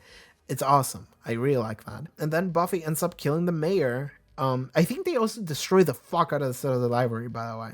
I'm not sure if that's the case, but I don't think that was CG. I don't think they could have done CG there. I think that was just them destroying sets. They were driving cars or something through and destroying the sets. Maybe they had like a giant snake monster that they used to destroy the set, but I think that would have been too much. I don't think they did that. But they were destroying the set and superimposing the CG snake monster in there. And then they lure the mayor into a room full of dynamite, which was the library, and they just blew the fuck out of the school. And it was awesome. I love that ending for this episode. Like, this really feels like we just finished like an entire arc of Buffy. You know, like season 3 feels like the end of the high school arc, because it was. But like, what a better fitting way to end the high school arc than to have all of the high school students come together, fucking kill the mayor, and then blow up the school. It's just like, oh man, that's just awesome right there. That's just, they really just went all out in the idea of like, this is the end of the school year, this is the end of just school in general. So fuck it, you know, it's gonna be titled Graduation Day, and we're gonna have all the students just fucking blow up the school. It's like awesome. I'm down for that. The only thing about this episode is that I kind of wish we could have gotten more Faith in it, because I feel like Faith is the thing that carried the fuck out of this season. So like I wish we had gotten a little bit more about that, her relationship with the mayor more specifically. And we could see that in the previous episode and at the beginning of this one, but I kind of wish that Faith had been more of a actual like character in this episode, not just someone in a coma. So that's the only thing I could say about this episode that I maybe would have like liked to see better, but it doesn't matter because this episode was really good. I really like the epic fight scene at the school. That was awesome. I really like Creation Day Part 2. This season was a banger. It really was. I really like the season compared to the previous two. I had so much fun with that. It was just so cool. Yeah, okay. So I think now I am going to be answering some questions that I ask people on Patreon and on YouTube to send me about, hey, what are your feelings on X thing or Y thing? So I am going to be reading some of those questions and I'm going to be replying to them. And that's just going to be another segment of this video. Oh boy. Okay. Let's just talk about more Buffy. But first I'm going to take a break for like 10 minutes. So I'll see you guys in a little bit. All right. Welcome to volume 4 of the BuffyCast. I just ordered some stuff from the delivery app and now I'm going to wait for it to arrive. But I don't have that much time. So let's just fucking go right into this. And I'll just pause whenever I have to go get it. But okay. I am going to be answering some questions about Buffy now. I asked people to send me questions about Buffy Season 3 specifically. So I have several questions here from Patreon, and I also have some from YouTube. So let's start with Patreon, and I will give a shout-outs to the people's names. So, okay, we got a couple of questions here. So, Brian Addy has a couple of questions. What do you think of the dream sequence? What's your interpretation about what it means now that you had time to digest it? I always tear up when Faith says to Buffy, scar tissue. It fades. It all fades. Just gets me. I mean, it's a good line. But okay, what's my interpretation about it? I mean, what does she say? She says, okay, she says, Little Miss Muffet sent her Tuffet. I think that's part of like a saying, right? Little Miss Muffet. That's like like an English. Yeah, it's a poem. It's a nursery rhyme. Yeah, that's what it is. I mean, it's one of those things where like I am uncultured about, so I don't. Okay, what we could do is see what is the point of that nursery rhyme, right? If there's like a moral or something, because this is not for me. This is English. English is not my native language, so I have to read about it. Little Miss Muffet sat on her tuffet, eating her curds and whey. There came a big spider who sat down beside her and frightened Miss Muffet away. Since the rhyme provides little context, several writers have expressed confusion about its meaning. In 1902, Samuel M. Crowthers remarked, "Perhaps some of you would like to know what a tuffet is. I have thought of that myself, and I have taken the trouble to ask several learned persons. They assure me that the most complete and satisfactory definition is a tuffet is the kind of thing that Miss Muffet sat on." So anyway, I have no fucking clue what she said means. She just started saying a nursery rhyme, and then I think she said some numbers, and I'm just like, I don't know what that is. What else did she say? I mean, we can actually go to the episode and watch it here. It's also one of those things where like I don't want to look it up, because if there is meaning, which there might be meaning because people ask me what my interpretation of it is, then I don't fucking know. I like how she talks about the cat. This is something I mentioned in the episode, because she mentioned in Enemies, I think, how she wanted to have a pet. Buffy is like, who's gonna take care of that? And Faith is like, aren't these things supposed to take care of themselves? Like, she doesn't actually have an understanding of how a pet works. And her only like margin that she can draw from is herself. So that's cool. A higher power guiding us. I'm pretty sure that's not what I meant. Buffy says there's something I'm supposed to be doing. Faith says, oh yeah, mouse to go. Like, Faith in this scene comes across as someone that has like greater understanding of life, almost. Like, I mentioned this in the episode, but that's what it comes across as for me. Sorry if it sounds like I'm distracted. Oh man, my delivery man is called Angel. Angel is on his way. I mean, can I show it without doxing myself? See? Angel's coming in. I have some question about his show. Okay, Little Miss Muffet counting down from 7:30. I don't fucking know what she means by that. Like, I was like, I don't know what the nursery rhyme is, and then I googled it, and now I know less than I did before, because I at least believed that there was a point to that nursery rhyme, but like I'm reading the wiki article and people say like, yeah, I don't know what that means, so I'm even more lost than I was before now. Buffy says, great riddles. Sorry, it's in my head, a lot of new stuff. Yeah, again, she just comes across as someone that has like greater understanding of life here. She comes across as like a Buddha, you know, like in Buddhism, it differs from region to region, but like the point that you're trying to get to is a point where you have greater understanding of life and you ascend as a being, and you are able to free yourself from the cycle of rebirth, which is samsara, which is where we live in, and then you can ascend to obtain eternal peace. I think that's why I think that's what it was, if my understanding of Buddhism is correct. But like, it sounds like Faith has reached there. I think like Faith has reached enlightenment, and she's in nirvana, and she has understanding of life greater than we do. So like, she's just saying things, and I'm like, sure, I don't know what you mean. They never gonna fix this, are they? What does she mean by that? When she says they're never gonna fix this, are they? There is a flashing image of herself on the bed. Okay, no. So, okay, what we should talk about is the fact that the cat becomes her. Like, the cat fades away and you see her instead. So maybe the cat is Faith and Faith is someone else. I am literally just grabbing shit out of nowhere here at this point. I'm just throwing shit at the wall, and we'll see what that means. But like, I think the cat being Faith is something that we can say could be the case in this scene. Like that is intentional. The cat fades, but then Faith shows up. Now the question is, what does she mean by they're never gonna fix this? Are they? I mean, maybe she just means about the building, because they're both in the building for some reason. where they had to fight. Buffy goes, "What about you?" She goes, "Scar tissue. It fades. It all fades." Okay, and then she sees the knife. This scene, this dream sequence is a little bit too esoteric for me. Like, it's one of those things where, like, I'm sure that maybe there is meaning behind it. Like, because when you create something, when you make something, there's usually a thought process behind it. You just don't do shit at random.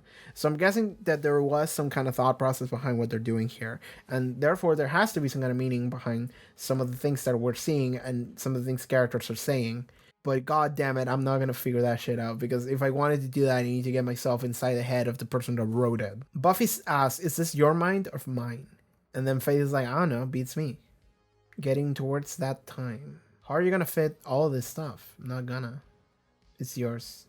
Just take what you need. Okay, now that's interesting. Now something I'm thinking about that. The way I originally interpret that scene was that she's saying, "Just take what you need," is something like, just like take something that would help you win against the mayor, and she ended up taking the knife, and maybe that's what she means. But now I'm like reading that as like, maybe Buffy took like part of Faith's powers or something like that, because Faith is literally given those to her, and like that room is like the representation of like, this is Faith as a person, and everything around her is that. So Faith is like giving parts of herself to Buffy. It's like, take whatever you need, girl. Like something like that. The question was, what do I think about the dream sequence? What's my interpretation about what it means? I don't fucking know.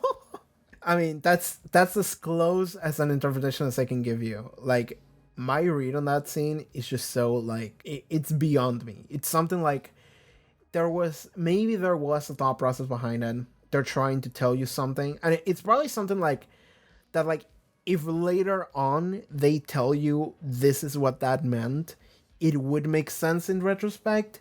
But right now, it's just a bunch of words I cannot tell you. Like, it's just like, we have a nurture rhyme that by itself makes no sense. And also it makes less sense now because there's a number. And I'm like, I don't fucking know. She's just saying words. Like, she could literally actually just be saying words. Actually, she could just be having like an information overload, and she's just spitting garbage, and maybe that's what that is. I don't know. I don't even know what that Faith is. I don't know if it's a real Faith. Maybe she's the cat. Maybe it's the real Faith. I don't know. Like, I'm sure that, like, maybe if I had even more time to think about it, I could like get somewhere. But like, I think I'm just gonna wait for the show to, like, if there is something hidden for that scene, then they'll just tell me. Next question. What do you think about the collective action that the class of 99 took? I really liked it. Like, I talk about it extensively, I think, at the end of the previous episode, final episode of the season. I just really like how the entire school, not the school, the class of 99, came together to help Buffy out, because it makes sense, because they set it up from the prom before that everybody knows and everyone acknowledges Buffy. So the fact that everyone comes together and has like a final battle when they're defending themselves, they're defending their town, is awesome. And I do like that you get to see characters that you've seen before. Like, Larry's there, Jonathan is there, of course all of our main cast characters are there. I think there's one of like Cordelia's friends who's like a bully girl, that she's also in there, that she's also helping out. I don't know if there's more people that we can identify, but like, there's a lot of characters that, like, oh yeah, God, is it like Percy or something like that? The guy that Willow was tutoring, that guy, he's also in there. Like, a lot of people are just coming in and helping out, and it's awesome. I love that, because I said before, like, the thing that I like the most about the show, I think, is having all of these like minor characters and storylines happen, and then they come back later on in some other shape, and that's what this episode also capitalized on a little bit, is the idea of all these characters that you've seen before, all these like students that really don't have anything special going on. Maybe a couple of them do, but like, they came together and they helped out. They're fighting back against the mayor and against the beast. And thematically, it's also awesome because they're fighting against the mayor. They're graduating high school and they blow up the high school at the end of it. It's awesome. Also, like, the idea behind the character of the mayor being such a like, just like a white conservative like dude, And the fact that he's the main antagonist, also there's like an extra layer there that I like, you know? So I really like that. Moving on. What do you think of Buffy's changing relationship with the Watchers Council this year? I mean, I guess there was a change in relationship because, like, before, I mean, before I felt like there was no relationship. She just kind of had Giles be like, Buffy, you should help out here because there's some monsters killing people. And she's like, okay, sure, I'll go do that because I don't like seeing monsters killing people. But she never really took orders from the council. You know, I never felt like she was a good soldier. I always felt like she was just doing the things that she felt was right. And the council was just also there. Sorry, Angel is arriving my home, so I'm just gonna go say hi to Angel real quick. All right, I'm back. Delivery Man Angel was pretty nice. I mean, it was just a short and sweet interaction, but you know when sometimes you deal with someone and it sounds like they just hate their life? That was not him. He was pretty friendly, so he was cool. And also, I didn't see his face because he was wearing his helmet still, so it could have been David Boreanaz. We don't know that. So yeah, anyway. That's my report on Angel. Buffy's relationship with the council. I mean, before I just said it, it sounded like Buffy was just doing her own thing and the council was just there. But this season, actually, there's a couple moments where it starts to feel more like, okay, the council is actually an entity that we have to pay attention to, especially with the introduction of Wesley. So now that the council is more of a real thing, and more so, we start to get the impression that the council are a bunch of assholes, then I foresee that in the future we're probably going to clash with them. And we might have storylines that are entirely dedicated to that, actually, like seasonal storylines, where it's just like the council are just doing something that's they consider to be for the greater for the betterment of mankind, but like we see it as something completely inhumane and fucked up. So like we're gonna rebel against them or something. Like that's something that I can foresee happening. And also the thing about the council is that I said before how they could just like assassinate Buffy, and by killing Buffy they get another Slayer where they can just reroll. Someone left a comment telling me that's not how it works, because I think that the power is now in Faith, so they would have to kill Faith instead of Buffy.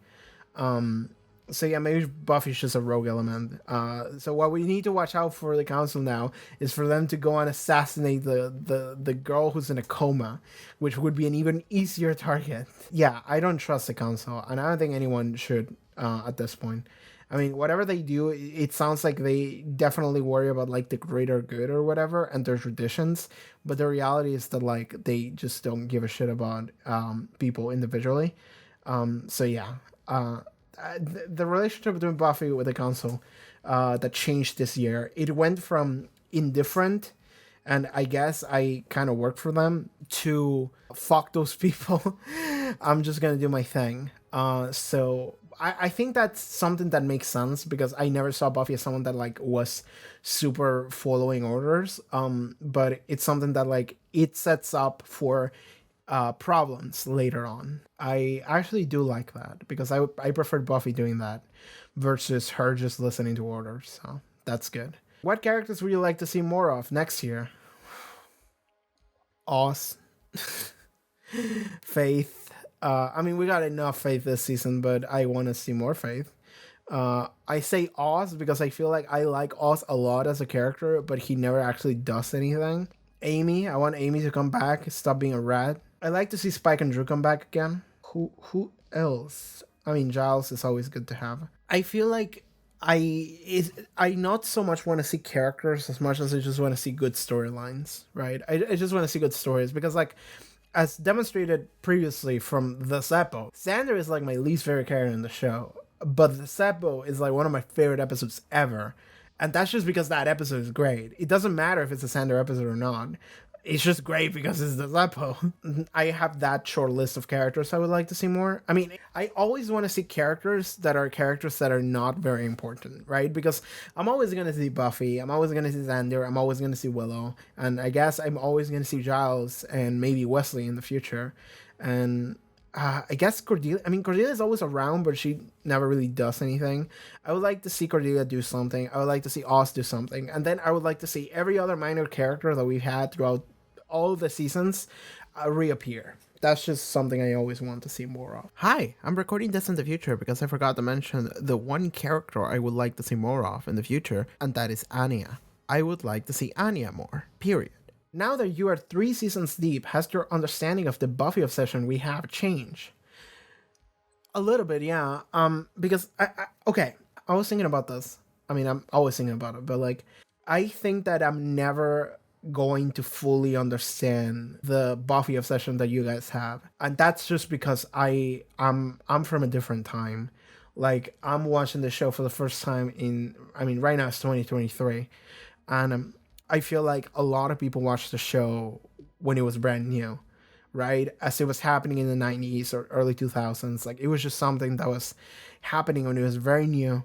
And the thing is that a lot of people always bring up the fact that, like, I mention, oh, this reminds you of something, and then someone will come and tell me, like, like Russell T Davies from Doctor Who was really inspired by Buffy when he was making the remake of Doctor Who, and it's like, I understand that, but I'm never going to get it, right? I'm never going to get the feeling of I'm watching Buffy and this is something that's so completely different from everything I've ever seen, because the reality is that it's not, right? I live in a universe where, like, a lot of things have drawn inspiration from Buffy, and even beyond that, the creator of Buffy went on to make a lot of big bucks on the biggest franchise in the world. No, I think the biggest franchise in the world is like Pokemon, but like Marvel movies are insane right now, and he worked on some of those Marvel movies, and I think that his direction and writing of those movies, like Avengers 2012, dictated the pace of what they should be in the future. So like,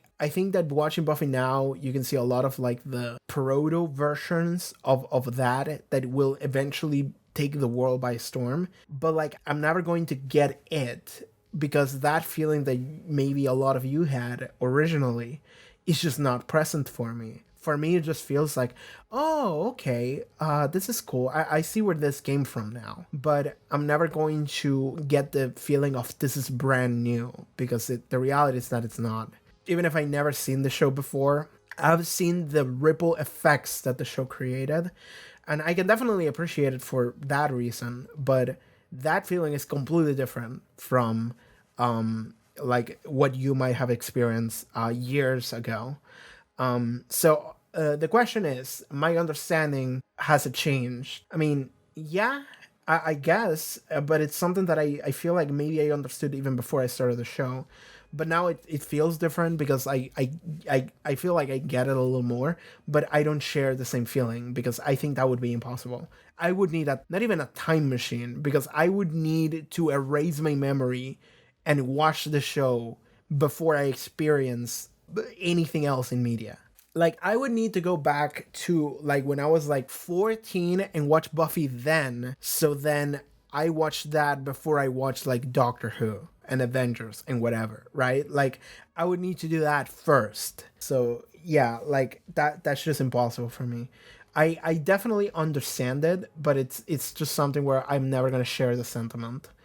And I'll say that I get more the obsession now that I watch season 3, because season 1 really felt like, okay, we're just whatever. Season 1 was very whatever.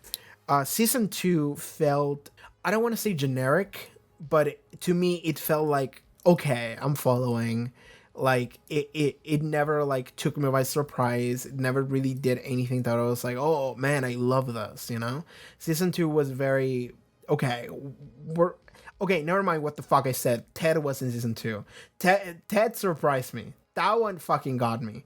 And there's a couple of things in season 2 that are cool, like Spike and Drusilla as characters functionally. I like them. But like, generally, season 2 doesn't really do a lot for me. It's fine, but that's kind of where it ends. Season 3 is the game changer for me. Season 3 is the one where it feels like, okay, there's a lot here. Especially with the introduction of the character of Faith. And then a lot of the decisions they took with some of these storylines. There's a lot more character drama. Because now that we have established characters, we can actually flex them. We can actually like put them in situations and be like, okay, this is what we're doing now. And there's some really like daring storylines that they decide to go with season 3, like the fucking Zeppo. I fucking love that shit. And at this point, like, again, I'm gonna keep reiterating this, but season 3 is able to execute on setting up characters from before, like Jonathan or Larry, which are characters that were introduced in season 2, and they come back and they help out. Like, also Amy, like, these are all characters that are recurrent, and they can be recurrent because they have already been established. So season 3 is now finally when you can actually start using a lot of the things that you established before. So I think season 3 is fucking, it's doing everything right based on what it built before. I think that the foundation in season 1 and 2 wasn't necessarily great, especially 1, but 3 I think is when the execution is really fucking doing it for me. I think it's fantastic. Anyway, so as my understanding of your Buffy obsession changed, I mean, a little bit, just because season 3 is so fucking good, but like ultimately I feel like I always get the fact that Buffy is just this show that I'm never gonna like share the same sentiment that other people have, just because I'm watching this now, and that's just different. So yeah. We got another question from Daryl Palmer here. Please discuss the evolution of Buffy the character. How has she changed or evolved since season 1? I mean, that's a good one, because when I think of Buffy, I think she's one of the most... I don't know what that noise was, but she feels to me like one of the most unchanged characters. But at the same time, she has, like, she changed almost like per episode. Oftentimes it feels like Buffy will encounter a situation, and then at the end of the episode, she comes to terms with the situation, and she should grow as a result. And sometimes you can see that lasting grow carry over, but a lot of times it feels like she doesn't. A lot of the times it feels like she is a character who feels or says the way she is or does because the plot requires her to do so, and then she encounters something that clashes against that, and then she comes to terms with it at the end of the episode. But that was something that wasn't clearly defined before the episode even started. That's how I feel about with Buffy. And that is more often than not during like episodic villain of the week episodes, like episodes that don't really matter too much. That's usually how it goes. But there's a couple of exceptions. Like I mentioned earlier, the episode, let me look at my playlist again. I mentioned earlier doing Bad Girls, and then in season 2, we got When She Was Bad. When She Was Bad made more sense though. But Bad Girls is one of those things where like I feel like this is not something Buffy would have done until the episode started. And then the plot required her to kind of go bad. And then she immediately goes like, actually, no, I don't like those. The moment she finds out about consequences, not the episode, but just the concept of consequences, she's like, actually, I don't like those. I'm a good girl. So it's one of those things where like it feels like Buffy changes almost per episode, but then the episode ends and she goes back to quote unquote normal. I guess the main change I could say is that at first it kind of felt like she was more of a normal girl. I mean, she wanted to be a normal girl. And she was a little bit more entitled. She was, I mean, more of a teenager, really. But as the show went on, it starts to feel like she has become more mature. I think that's definitely the case. Because, like, even though nearing the end of season 3, right, in, like, episode like the Prom, it feels like she wishes she was more of a normal girl. Like, that's still a thing that she desires on some level. But she has enough of a sense of duty in order to not do that. She's just like, I wish I had this life, but at the same time, I know that this is not my life. So instead, what I'm gonna do is that what she does in the Prom, which I like, is that, okay, I'm not gonna have a normal prom and I'm not gonna be happy, but fuck it. I'm gonna make sure that everyone around me is happy. Like, she does these things out of like almost spite, but like her intentions are so good. Like, she's just decided, like, my life sucks, but that doesn't mean that other people's lives have to suck too. So she just decides, fuck it. If the only thing I can do is just fucking fight people and punch dudes, I'm gonna do that, and I'm gonna make sure that everyone's nights besides mine are the best fucking nights of their lives. Which is why it's really heartwarming when everyone actually acknowledges that and thanks her for it, But I think that is the major overarching change that she has had. She has become a little bit more selfless. She hasn't completely forsaken her feelings and shit. And I think that's a good thing. I think that's just a bad rabbit hole to go down. But she has like stopped complaining as much about what she has to do, and has just decided like, okay, I'm gonna do this because it's my job. And on some level she wants to, because she like we have that's what she decided at the end of season 3, right? That's what she decided during Anne, is that she understands that she has a power to like help people, so she decides, I'm gonna help people. Like, that's a conscious choice she makes, because she could have just not done that. And she decides, you know what, I'm gonna help people, because ultimately she wouldn't be able to like look herself in the mirror if she didn't help people when she could. Like, as much as she's been heartbroken, especially at the end of season 2, ultimately she ends up deciding, you know what, I have to help people, so I'm going to help people. And that is a conscious choice she makes, and everything she has gone in like season 3 has kind of been along those lines. Even though she's hurt sometimes, she ultimately always just fights, because she understands that even though like it makes her unhappy, she makes other people happy, and she wants to do that. At the end of the day, she has the power to like help, because if she didn't, then people would just suffer. So it's like, okay, at least I have something that can be good, so I'm going to use that. So I think that is the major change about Buffy as a character that you can see, is the fact that at first she was more immature, more of just a brat teenager, and she just runs into situations where she just ends up helping just because a monster shows up and she just fights it. But now she has become more proactive instead of reactive. She has decided, you know what, I'm gonna help people, so god damn it, I'm gonna go fight this thing. You know what she kind of reminds me of? She reminds me of Jolene a little bit. Yeah, because Jolene is a very proactive character. I mean, I guess Jolene is just angrier and yells a lot. Sorry, Jolene is the main protagonist of JoJo's Bizarre Adventure Part 6, Stone Ocean. I like Jolene. I didn't like Jolene a lot originally, I do now. Buffy reminds me a little bit of her. Anyway, so next question. Again, all these from Daryl Palmer. Please discuss the evolution of Giles, the character. How has he changed or evolved, and how he will fit into season 4 now that Buffy has no Watcher? I mean, doesn't she have Wesley? Or is Wesley leaving the show? Maybe this question is a spoiler. I mean, it doesn't matter. It's not too big of a deal. But like, evolution of Giles. I like Giles a lot. More than Buffy's evolution, I like Giles' evolution a lot. Because Giles is... Okay, during season 1, you didn't know jack shit about Giles. He's just like the bookman. He's just the library man. He delivers plot and he gives orders, and that's it. Season 2 is when they start to develop a little bit. I think it's the Dark Age when that comes to no, it's Halloween. Yeah, it's Halloween. And then the Dark Age. I really like the backstory they made for Giles, because I mentioned this earlier in the video, I think, because I think I said it 2 days ago. I like a guilt-ridden character. I love whenever a character just fucking hates themselves because of something that they did or maybe didn't do, but they definitely blame themselves for it, and that becomes their driving motivation in the future.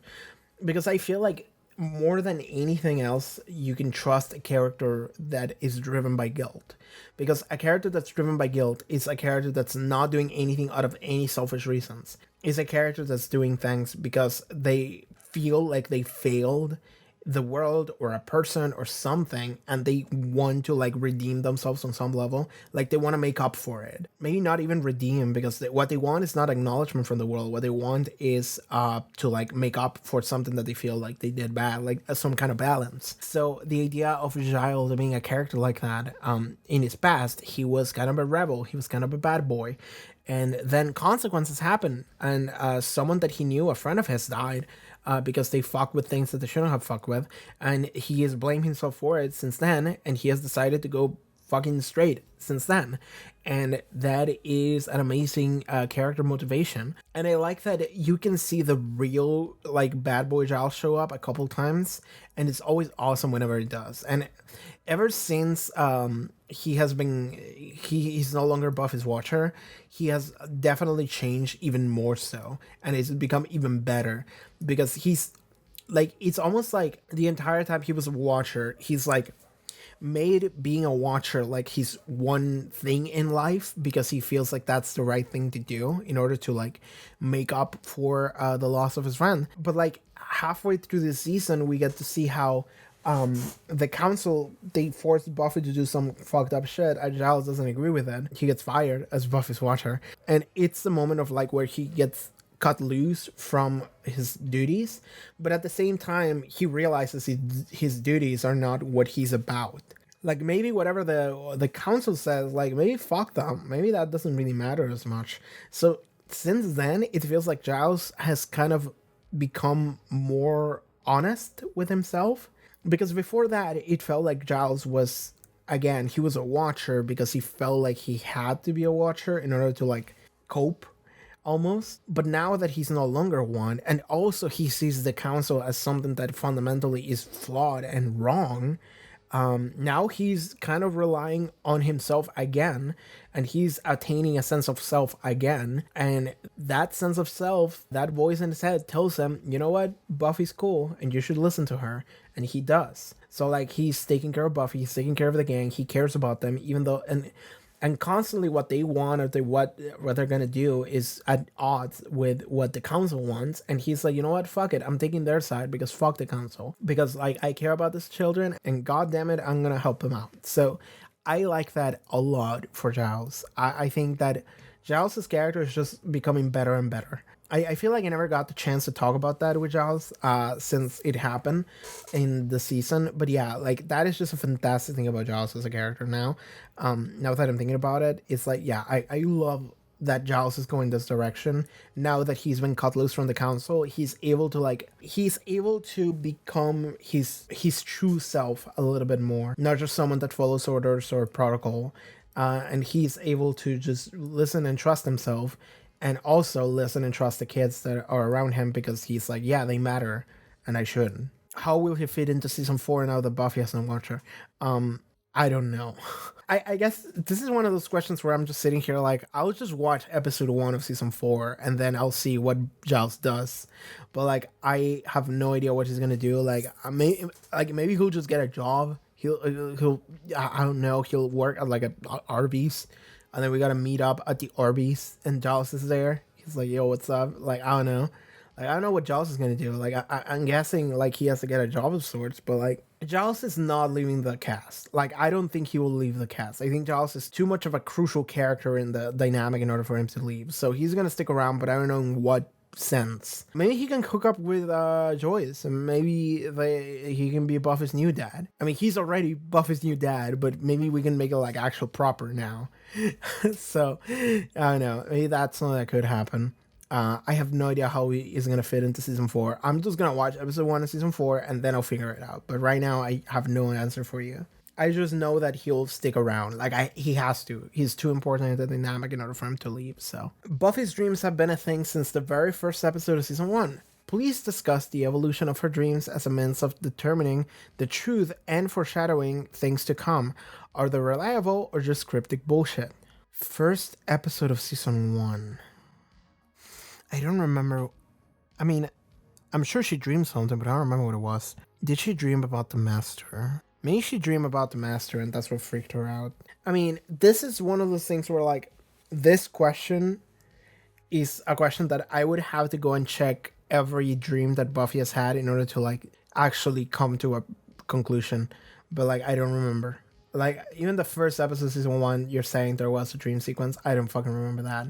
I remember her dreaming with Angel together. Okay, there was the episode Nightmares, which, I mean, it altered reality. I don't know if that counts, but in that one, she turned into a vampire. And the only reason why I remember that is because I just saw the thumbnail that I made for it, which was her face as a vampire. So maybe Buffy will turn into a vampire at one point. If we go based on that logic, Nightmares into dreams. And I guess the question is, are they foreshadowing or are they reliable, or are they just scripted bullshit? I mean, half and half, maybe. Like, when you're writing something like that, usually you think to yourself that there is a reason for it. I said this earlier, but like, if they're writing a dream sequence and there's something happening in the dream, there has to be a reason why that is happening. They're not just gonna write something for the hell of it. It's not random. There has to be something. Is it cryptic bullshit? Yes. Are they reliable? Kinda. Are they foreshadowing things? Yes, probably. It's one of those things where, like, I don't know how much they want to commit. Like, this is interesting to talk about because I'm watching Bleach 1000 Year Blood War at the same time as I'm watching Buffy. I just finished season 1 because I was really far behind, and I just fucking rapid fire like 3 episodes in a row of Bleach. I just been chugging Bleach. I'm drowning here. But it's really interesting because in that show is a new season of a continuation of a show from over a decade ago, which I was a big fan of. And over a decade ago, they established things that left things open-ended. They didn't give you any answers. They were just things that they drop on you. And for like over a decade, I was wondering like what's going on, like what is the answer to that? And now they finally gave me answers. I was like 13 when I watched that shit. I'm almost 27 now. So it's like 14 years later, they're actually giving me answers. And it's one of those things where like, I don't think the creator of Bleach actually knew what he was going to do later. I think that he just left things and he was like, okay, at some point I'm going to revisit them and expand on them. I don't really fully know what I'm going to do with them, but I'm going to do something at some point. And that's what he maybe thought about. That's what I'm thinking. I think that's much more likely than him actually coming up with everything like years before. And this is what I'm wondering about Buffy as well. Like, what I'm wondering about Buffy is whether or not, like, they thought about things that they were going to execute in the future. So, Buffy's dreams. And again, the one that I'm thinking about the most now is Buffy and Faith, that we got in the final episode of this season. Like, are they foreshadowing something? Are they going to say something about what's going to happen, or just cryptic bullshit?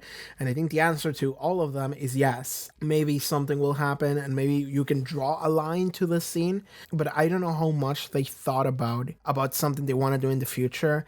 Maybe they just left something here that then later they can connect back and be like, oh, okay, now there's a connection, but the connection is not yet established. And it's not even something that maybe was planned. They just planned that they'll do something, but maybe they don't know what they exactly want to do. In terms of in-universe, which is, I guess, what this answer is it foreshadowing? Are they reliable? Cryptic bullshit? Man, I don't know. I guess yes. Because, like, Buffy's dreams they've never just been dreams. They've always been something, right?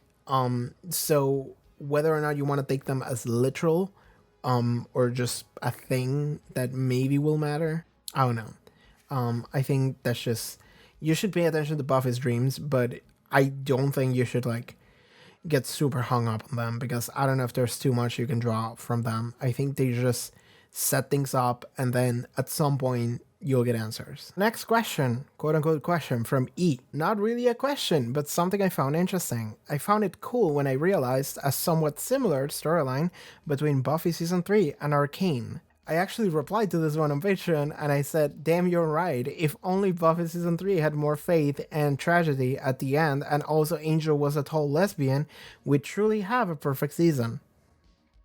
This is what I believe. Watch Arcane. It's a really good show. Arcane is fantastic. I love Arcane. Such a good show. God. If you love animation, watch Arcane. It's just incredible. Anyway, a real question here from Robert Torres. What do you think about the dynamics between everyone has changed from the start of this season? We started off with Buffy on the run and everyone upset with her for leaving, to everyone coming together to defeat the mayor. Not to mention Xander and Cordy breaking up, Angel coming back from the dead, and Giles become even more of a father figure to Buffy now that he's no longer with the Watchers Council, but is still by Buffy's side. What was the most surprising character development that you couldn't imagine before the start of the season? Snyder going on an adventure with the gang and becoming snake food is near the top of the list for me. I wish Snyder had stuck around. He's such a piece of shit and he just died. That episode where he was actually going on an adventure with the gang, during the episode where everyone was childish, I really like that. I wish we had gotten more of that. I don't know how, but somehow I would have liked to see Sniker in that state more. Just doing shit that is so not him. That would have been more fun. And then he could just eaten by a snake monster. That's fine. That's really fine. It's the second principal that got eaten. That's just a history for the school. But yeah, okay. Dynamics between everyone changed for the start of the season.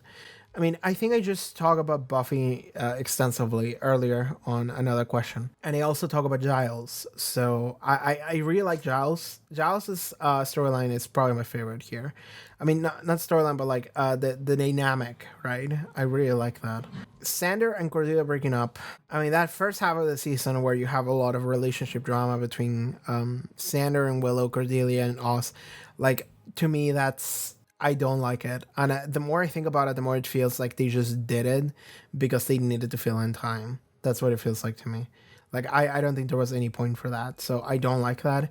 And I feel like they broke up, they fought each other, they went back to hating each other, and then at the end of the season Sander did something cool for Cordelia and it seems like now they're okay again. So it's like what the fuck are we doing? Like it's just so God. And like Oz is so cool that like Willow apologized for what she did, and then he was like, "All right, fine," and that was that. Like there was no lasting consequences for anything. So like that is a dynamic that I didn't like much. Angel coming back from the dead. I mean, he needed to be here in order to establish his new show. I think Giles is still my favorite. Giles, now that he's no longer with the Watchers Council, but still by Buffy's side, and he becomes more of a father figure, that's a good storyline. I really like that for Giles. It also makes it so like he becomes more of a person himself. You know, he's no longer just doing things that he feels like he has to do. He's actually doing things because he feels they're right. You know, so his self is coming out more, and I like that. What is the most surprising character development that you couldn't imagine before the start of the season? I mean, I'm fucking now. What do we have? Spike coming in and being like, man, I want my girlfriend to like me. And then at the end, he's like, actually, I'm wrong. I should just go and be myself. That was pretty good. It was just a singular episode, but that was pretty good. I mean, okay, what's the most surprising character development that you can imagine? I mean, Faith. Just Faith. I don't know if this is a valid answer, but Faith, just the existence of Faith. I couldn't imagine Faith existing before the start of the season. And then when she appeared, I couldn't imagine that her storyline would go in that direction. But it did, and it's awesome. Again, I will never stop fangirling over Faith. Faith is so fucking good. I'm so happy she's here. Again, I can't stop fangirling about Faith. She's just so cool. She's just like the shining aspect of this season, I think. I think that's about it for Patreon questions, actually. I don't know if you can tell, my voice is giving out because I've been recording for like almost 2.5 hours now. And this is the third day in a row of recording for the BUFFYCAST. This video is gonna be like 5 hours long at this point. Okay. Anyway, I still have questions from YouTube, so I'm just gonna go and see what they were. Reply to the questions or topic about Buffy season 3 you'd like me to talk about. I have 12 replies to this. Okay. I'll try to rapid fire it through this. I am not in a condition to keep going. I'm sorry. I wish I had more energy. I wish my throat didn't hurt. Okay. Character development, best episode, best acting. Character development, Faith. Best episodes, the Zeppo. Okay, let me go through them real quick. Anne is good. Faith, Hope, and Trick is good. Band Candy's okay. Lover's Walk is really good. The Wish is really good. Consequences, The Prom. I guess Graduation Day Part 2, maybe. Yeah, those are my favorite episodes. So it would be The Zeppo, Lover's Walk, The Wish, The Prom, Enemies, and Graduation Day Part 2. More or less in that order? I'm not sure. I don't know how I would order them. I don't have the time to think about it. Let me go back to my questions. Where are the questions? Where was the tab? Fuck. Okay, here it is. What is the smallest change to the story that you think might have prevented Faith's spiral into the dark side? If Giles had said what he said to Buffy, but to Faith. Because Giles essentially acknowledged the fact that, like, yeah, I understand that these things just happen. Like, it's fine. Like, it's normal for this line of work. Some people are just going to become victims and it's just going to be a mistake, and that's fine. Like, maybe if Giles had talked to her about it instead of talking to Buffy about it. Maybe that would have helped. Also, if they hadn't interrupted Angel when he was talking to Faith, maybe that could have gone somewhere. Any scene where a character might have gone to Faith, or just like being cool with Faith, being Faith, instead of actually being like, Faith, you shouldn't do that because that's bad or whatever, because that just doesn't help. What you need to do is you need to actually you actually need to acknowledge Faith and be like, hell yeah, girl, you're doing something cool, good job. And then she will eventually respond to you on a positive manner. You have to acknowledge her first. That's what I think. Because even when characters spend time without her, that is perceived as rejection. So if they hadn't done that, that still, I feel like that would have changed a little bit. Okay. I'm not reading. Oh, fuck, I didn't read the names. The first question was from Veronica Quintana Torres, 2473. Oh, fuck. Like, YouTube changed things, so now the names are like weird TikTok, like at names, usernames. I don't like that. The second question was from the Q Emu from The Smallest Change to the Story. Third question from Dalias. Question concerning your thoughts on the evolution from a meta perspective, not his evolution, of the series arc villain. We really shifted hard this season from the classic vampire boss on a mission to destroy and kill life after all. Also, if you had to throw some wild guesses out there, what archetype of bad guy will follow the high school years now that we enter college territory? Okay, God, I'm so tired. You can feel it. I'm trying to power myself up here. Actually, let me sip some water. I mean, it's really cool that the mayor has, like, okay, his mission is still to like ascend and destroy and kill all life in town, I guess. I think that was his mission. But what's different is that he actually has like a personality and things that he cares about. See, Faith. Like, that's it. Is that first of all, he has a quirky personality, which was kind of in line with like the master. But he was also like, his inspiration was definitely just like a white suburban dad. Like, that's his thing. And it's fitting too that he's in like a position of power and shit. But like, it's the evolution of this character, the mayor, is really cool because like, he cares about Faith. He does. The master didn't give a shit about nothing. I don't know if you want to count Spike, because Spike becomes an ally, and the main villain of season 2 ends up kind of being Angelus. I guess Spike was a great character that they introduced, and it's a great realization of like, if we're gonna have a main villain, the main villain has to actually be, he has to care about something, right? And I think the mayor is a character that initially started as someone that didn't care and eventually ended up caring. And I think that's also really interesting to see. So there is an evolution from a meta perspective. Yes, I feel like initially the master didn't give a shit about nothing. Like, it was a uncaring main antagonist, and then it was a very caring main antagonist with Spike, and then you got the contrast of Angelus that didn't care about nothing, but the main character did care, which was a nice dynamic. And then you get this season where the main antagonist doesn't care, but then they do, which is, it's good. And if we go following a pattern here, wild guesses as to what archetype of bad guy we're gonna follow. I mean, we just had a white suburban dad who was the mayor of town. What are we gonna get in season 4? College years. I didn't go to college, man. This is beyond me. I mean, they're staying in Sunnydale, so it's gonna be someone in Sunnydale. I mean, if we follow that thought process, the pattern that I just made about villains like caring and not caring, maybe you can make a villain that cares and then they don't.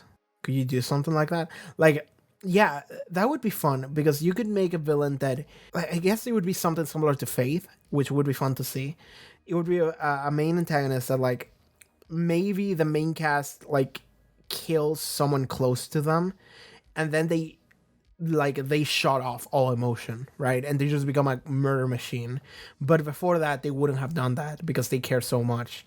So, like, it's something where, like, we remove, I mean, it's something similar to Angelus, but, like, Angelus was, like, literal. I would like to see a character that would go through so much, like, pain that they functionally change. And you can see that it comes from an emotional core. I would like to see that. For like a future season, that would be a good main antagonist. Comment coming from JJ Lonsdale 5971. Not so much a question as could you please give your thoughts on the following themes? Season 3 is my favorite because of the contrast between Giles as a positive father figure to Buffy and the mayor as the toxic father figure to Faith. Giles advises Buffy and helps her grow, the mayor just gives Faith orders and tries to keep her childlike. And he does truly care about her, and as we saw in the finale. Also, Giles gets to be way cooler simply in contrast to Wesley. Any thoughts on these parallels? Okay, there's more to this, because there's an actual discussion happening in the comments to this comment. How is the mayor a toxic father figure? That's his only quality that's admirable. And then the reply is, I mean, it's a dysfunctional relationship. It's nice that he cares about Faith, but he is not good for her. If you look for it, almost everything he says to Faith is a command. Shoes off the table, drink your milk, etc. While Giles is usually much better at guiding and advising Buffy so that she can make her own choices and grow into a healthy adult. I mean, okay, my take on this is that, I mean, the mayor does give a lot of commands, but I think that the mayor giving commands is more about him playing the role, I suppose, the role of a father. Because, like, even the way he treats her, she's not his daughter, but he sees her as a daughter. So he wants to pretend to be the dad as well. So, like, his commands come from that place. I don't think they're coming from a controlling place. I think they're just coming from a place where he wants to pretend to be the dad. And this is something a dad would say. That's how I feel. That's how I saw him. And Faith kind of doesn't mind that because Faith never had that. This guy doesn't hate her or doesn't dismiss her. This is because like that's kind of the thing. Okay, so this question posits the fact that Giles is a positive father figure to Buffy and the mayor is a toxic father figure to Faith. Because Buffy advises Buffy to grow and the mayor just gives Faith orders and tries to keep her childlike. I can understand how you can read it that way. I read it as a different way. I don't think the mayor tried to keep Faith childlike. I think the mayor tried to have a daughter. And he's just doing things that he perceives to be like a relationship between a father-daughter. So that's what he wanted to do. And those are things that look childlike. Like he's like, oh, you look really great in this dress or whatever, you know, or like keep your shoes off the table, the cookies and whatever. But I didn't interpret that as like him trying to control Faith. I interpret that as like him wanting to have a daughter, and his perception of what a dad-daughter relationship is like is this. So that's what he's doing, which I think is more endearing. I suppose that's a difference in how you can read this relationship. A way you can read this relationship is him like wanting to have something that he never did, or maybe had at some point. We don't know enough about the mayor's backstory, but maybe he had at some point and he lost it and he wants to retain it, or maybe he just never had that. Or he's actually controlling and he's kind of manipulating Faith by pretending to be nice to her and pretending to care, and he ends up caring eventually, because he does care at the end, we can see that. But like the way I saw it is that he's idea of what a dad is like is what he is playing. He's playing the role of dad, but it's not out of any malice or controlling or abusive toxic relationship. It's just because to him this is what a dad should be and that is what a daughter should do. So he wants to play that role because to him this is what, like, for him he wants to have that, something he never did. And kind of goes the same for Faith. Faith never had a functional like a household that I know of. At least I don't think she did. And someone that acknowledges her and embraces her, and he kind of does, because I've talked about this extensively, but Faith to me is a character that she needs acknowledgement, and the only person that ever gave any acknowledgement without any denial, without any rejection, is the mayor. Because Faith makes a lot of mistakes. She acts in ways that people go like, whoa, that's weird, or you shouldn't do that. And that to her is rejection. But the mayor is someone that is like, no, that's cool. Hell yeah. And that's why she gravitates towards him. And that's why she likes him. So the idea of Giles being a positive father figure and the mayor being a toxic one, I don't see it that way. Because I think that ultimately both of them accomplish the thing that matters the most, which is making the respective quote-unquote daughters happy. I think the mayor is the only person that could have made Faith happy. Because no one else like acknowledged her or accepted her. Everyone just rejected her on some level, and the mayor is the only person that's like, hell yeah, girl, let's go. And that's exactly what she needed. So I don't think anyone else could have made Faith as happy as the mayor did. And the thing is that ultimately you can see that both of them wanted that. Both of them wanted Faith to be happy. I don't think that's a toxic father figure. I mean, the idea that Buffy grows into a healthier adult because she makes her own choices versus Faith not making choices and just following orders. I mean, I don't think so. I mean, I think Faith has a lot of freedom from the get go. And I think that the mayor brings her down a little bit. I don't think Faith is becoming a super control person, which it would be a toxic environment to grow in. But like, I don't think Faith is having that.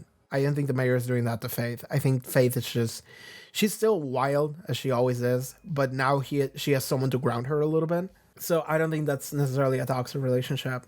I understand why you would see it this way, and I'm not even gonna fight against that. I think that's a different interpretation than the one I got. And I think that's valid. I think that's fine. I think that's valid. Also, just to talk about Giles and Buffy, I just like Giles and Buffy. Like, I replied to a question earlier on Patreon about Giles and about Buffy, and I really like their dynamic. I really like that Giles is just a father figure now. And they're both, everyone knows it.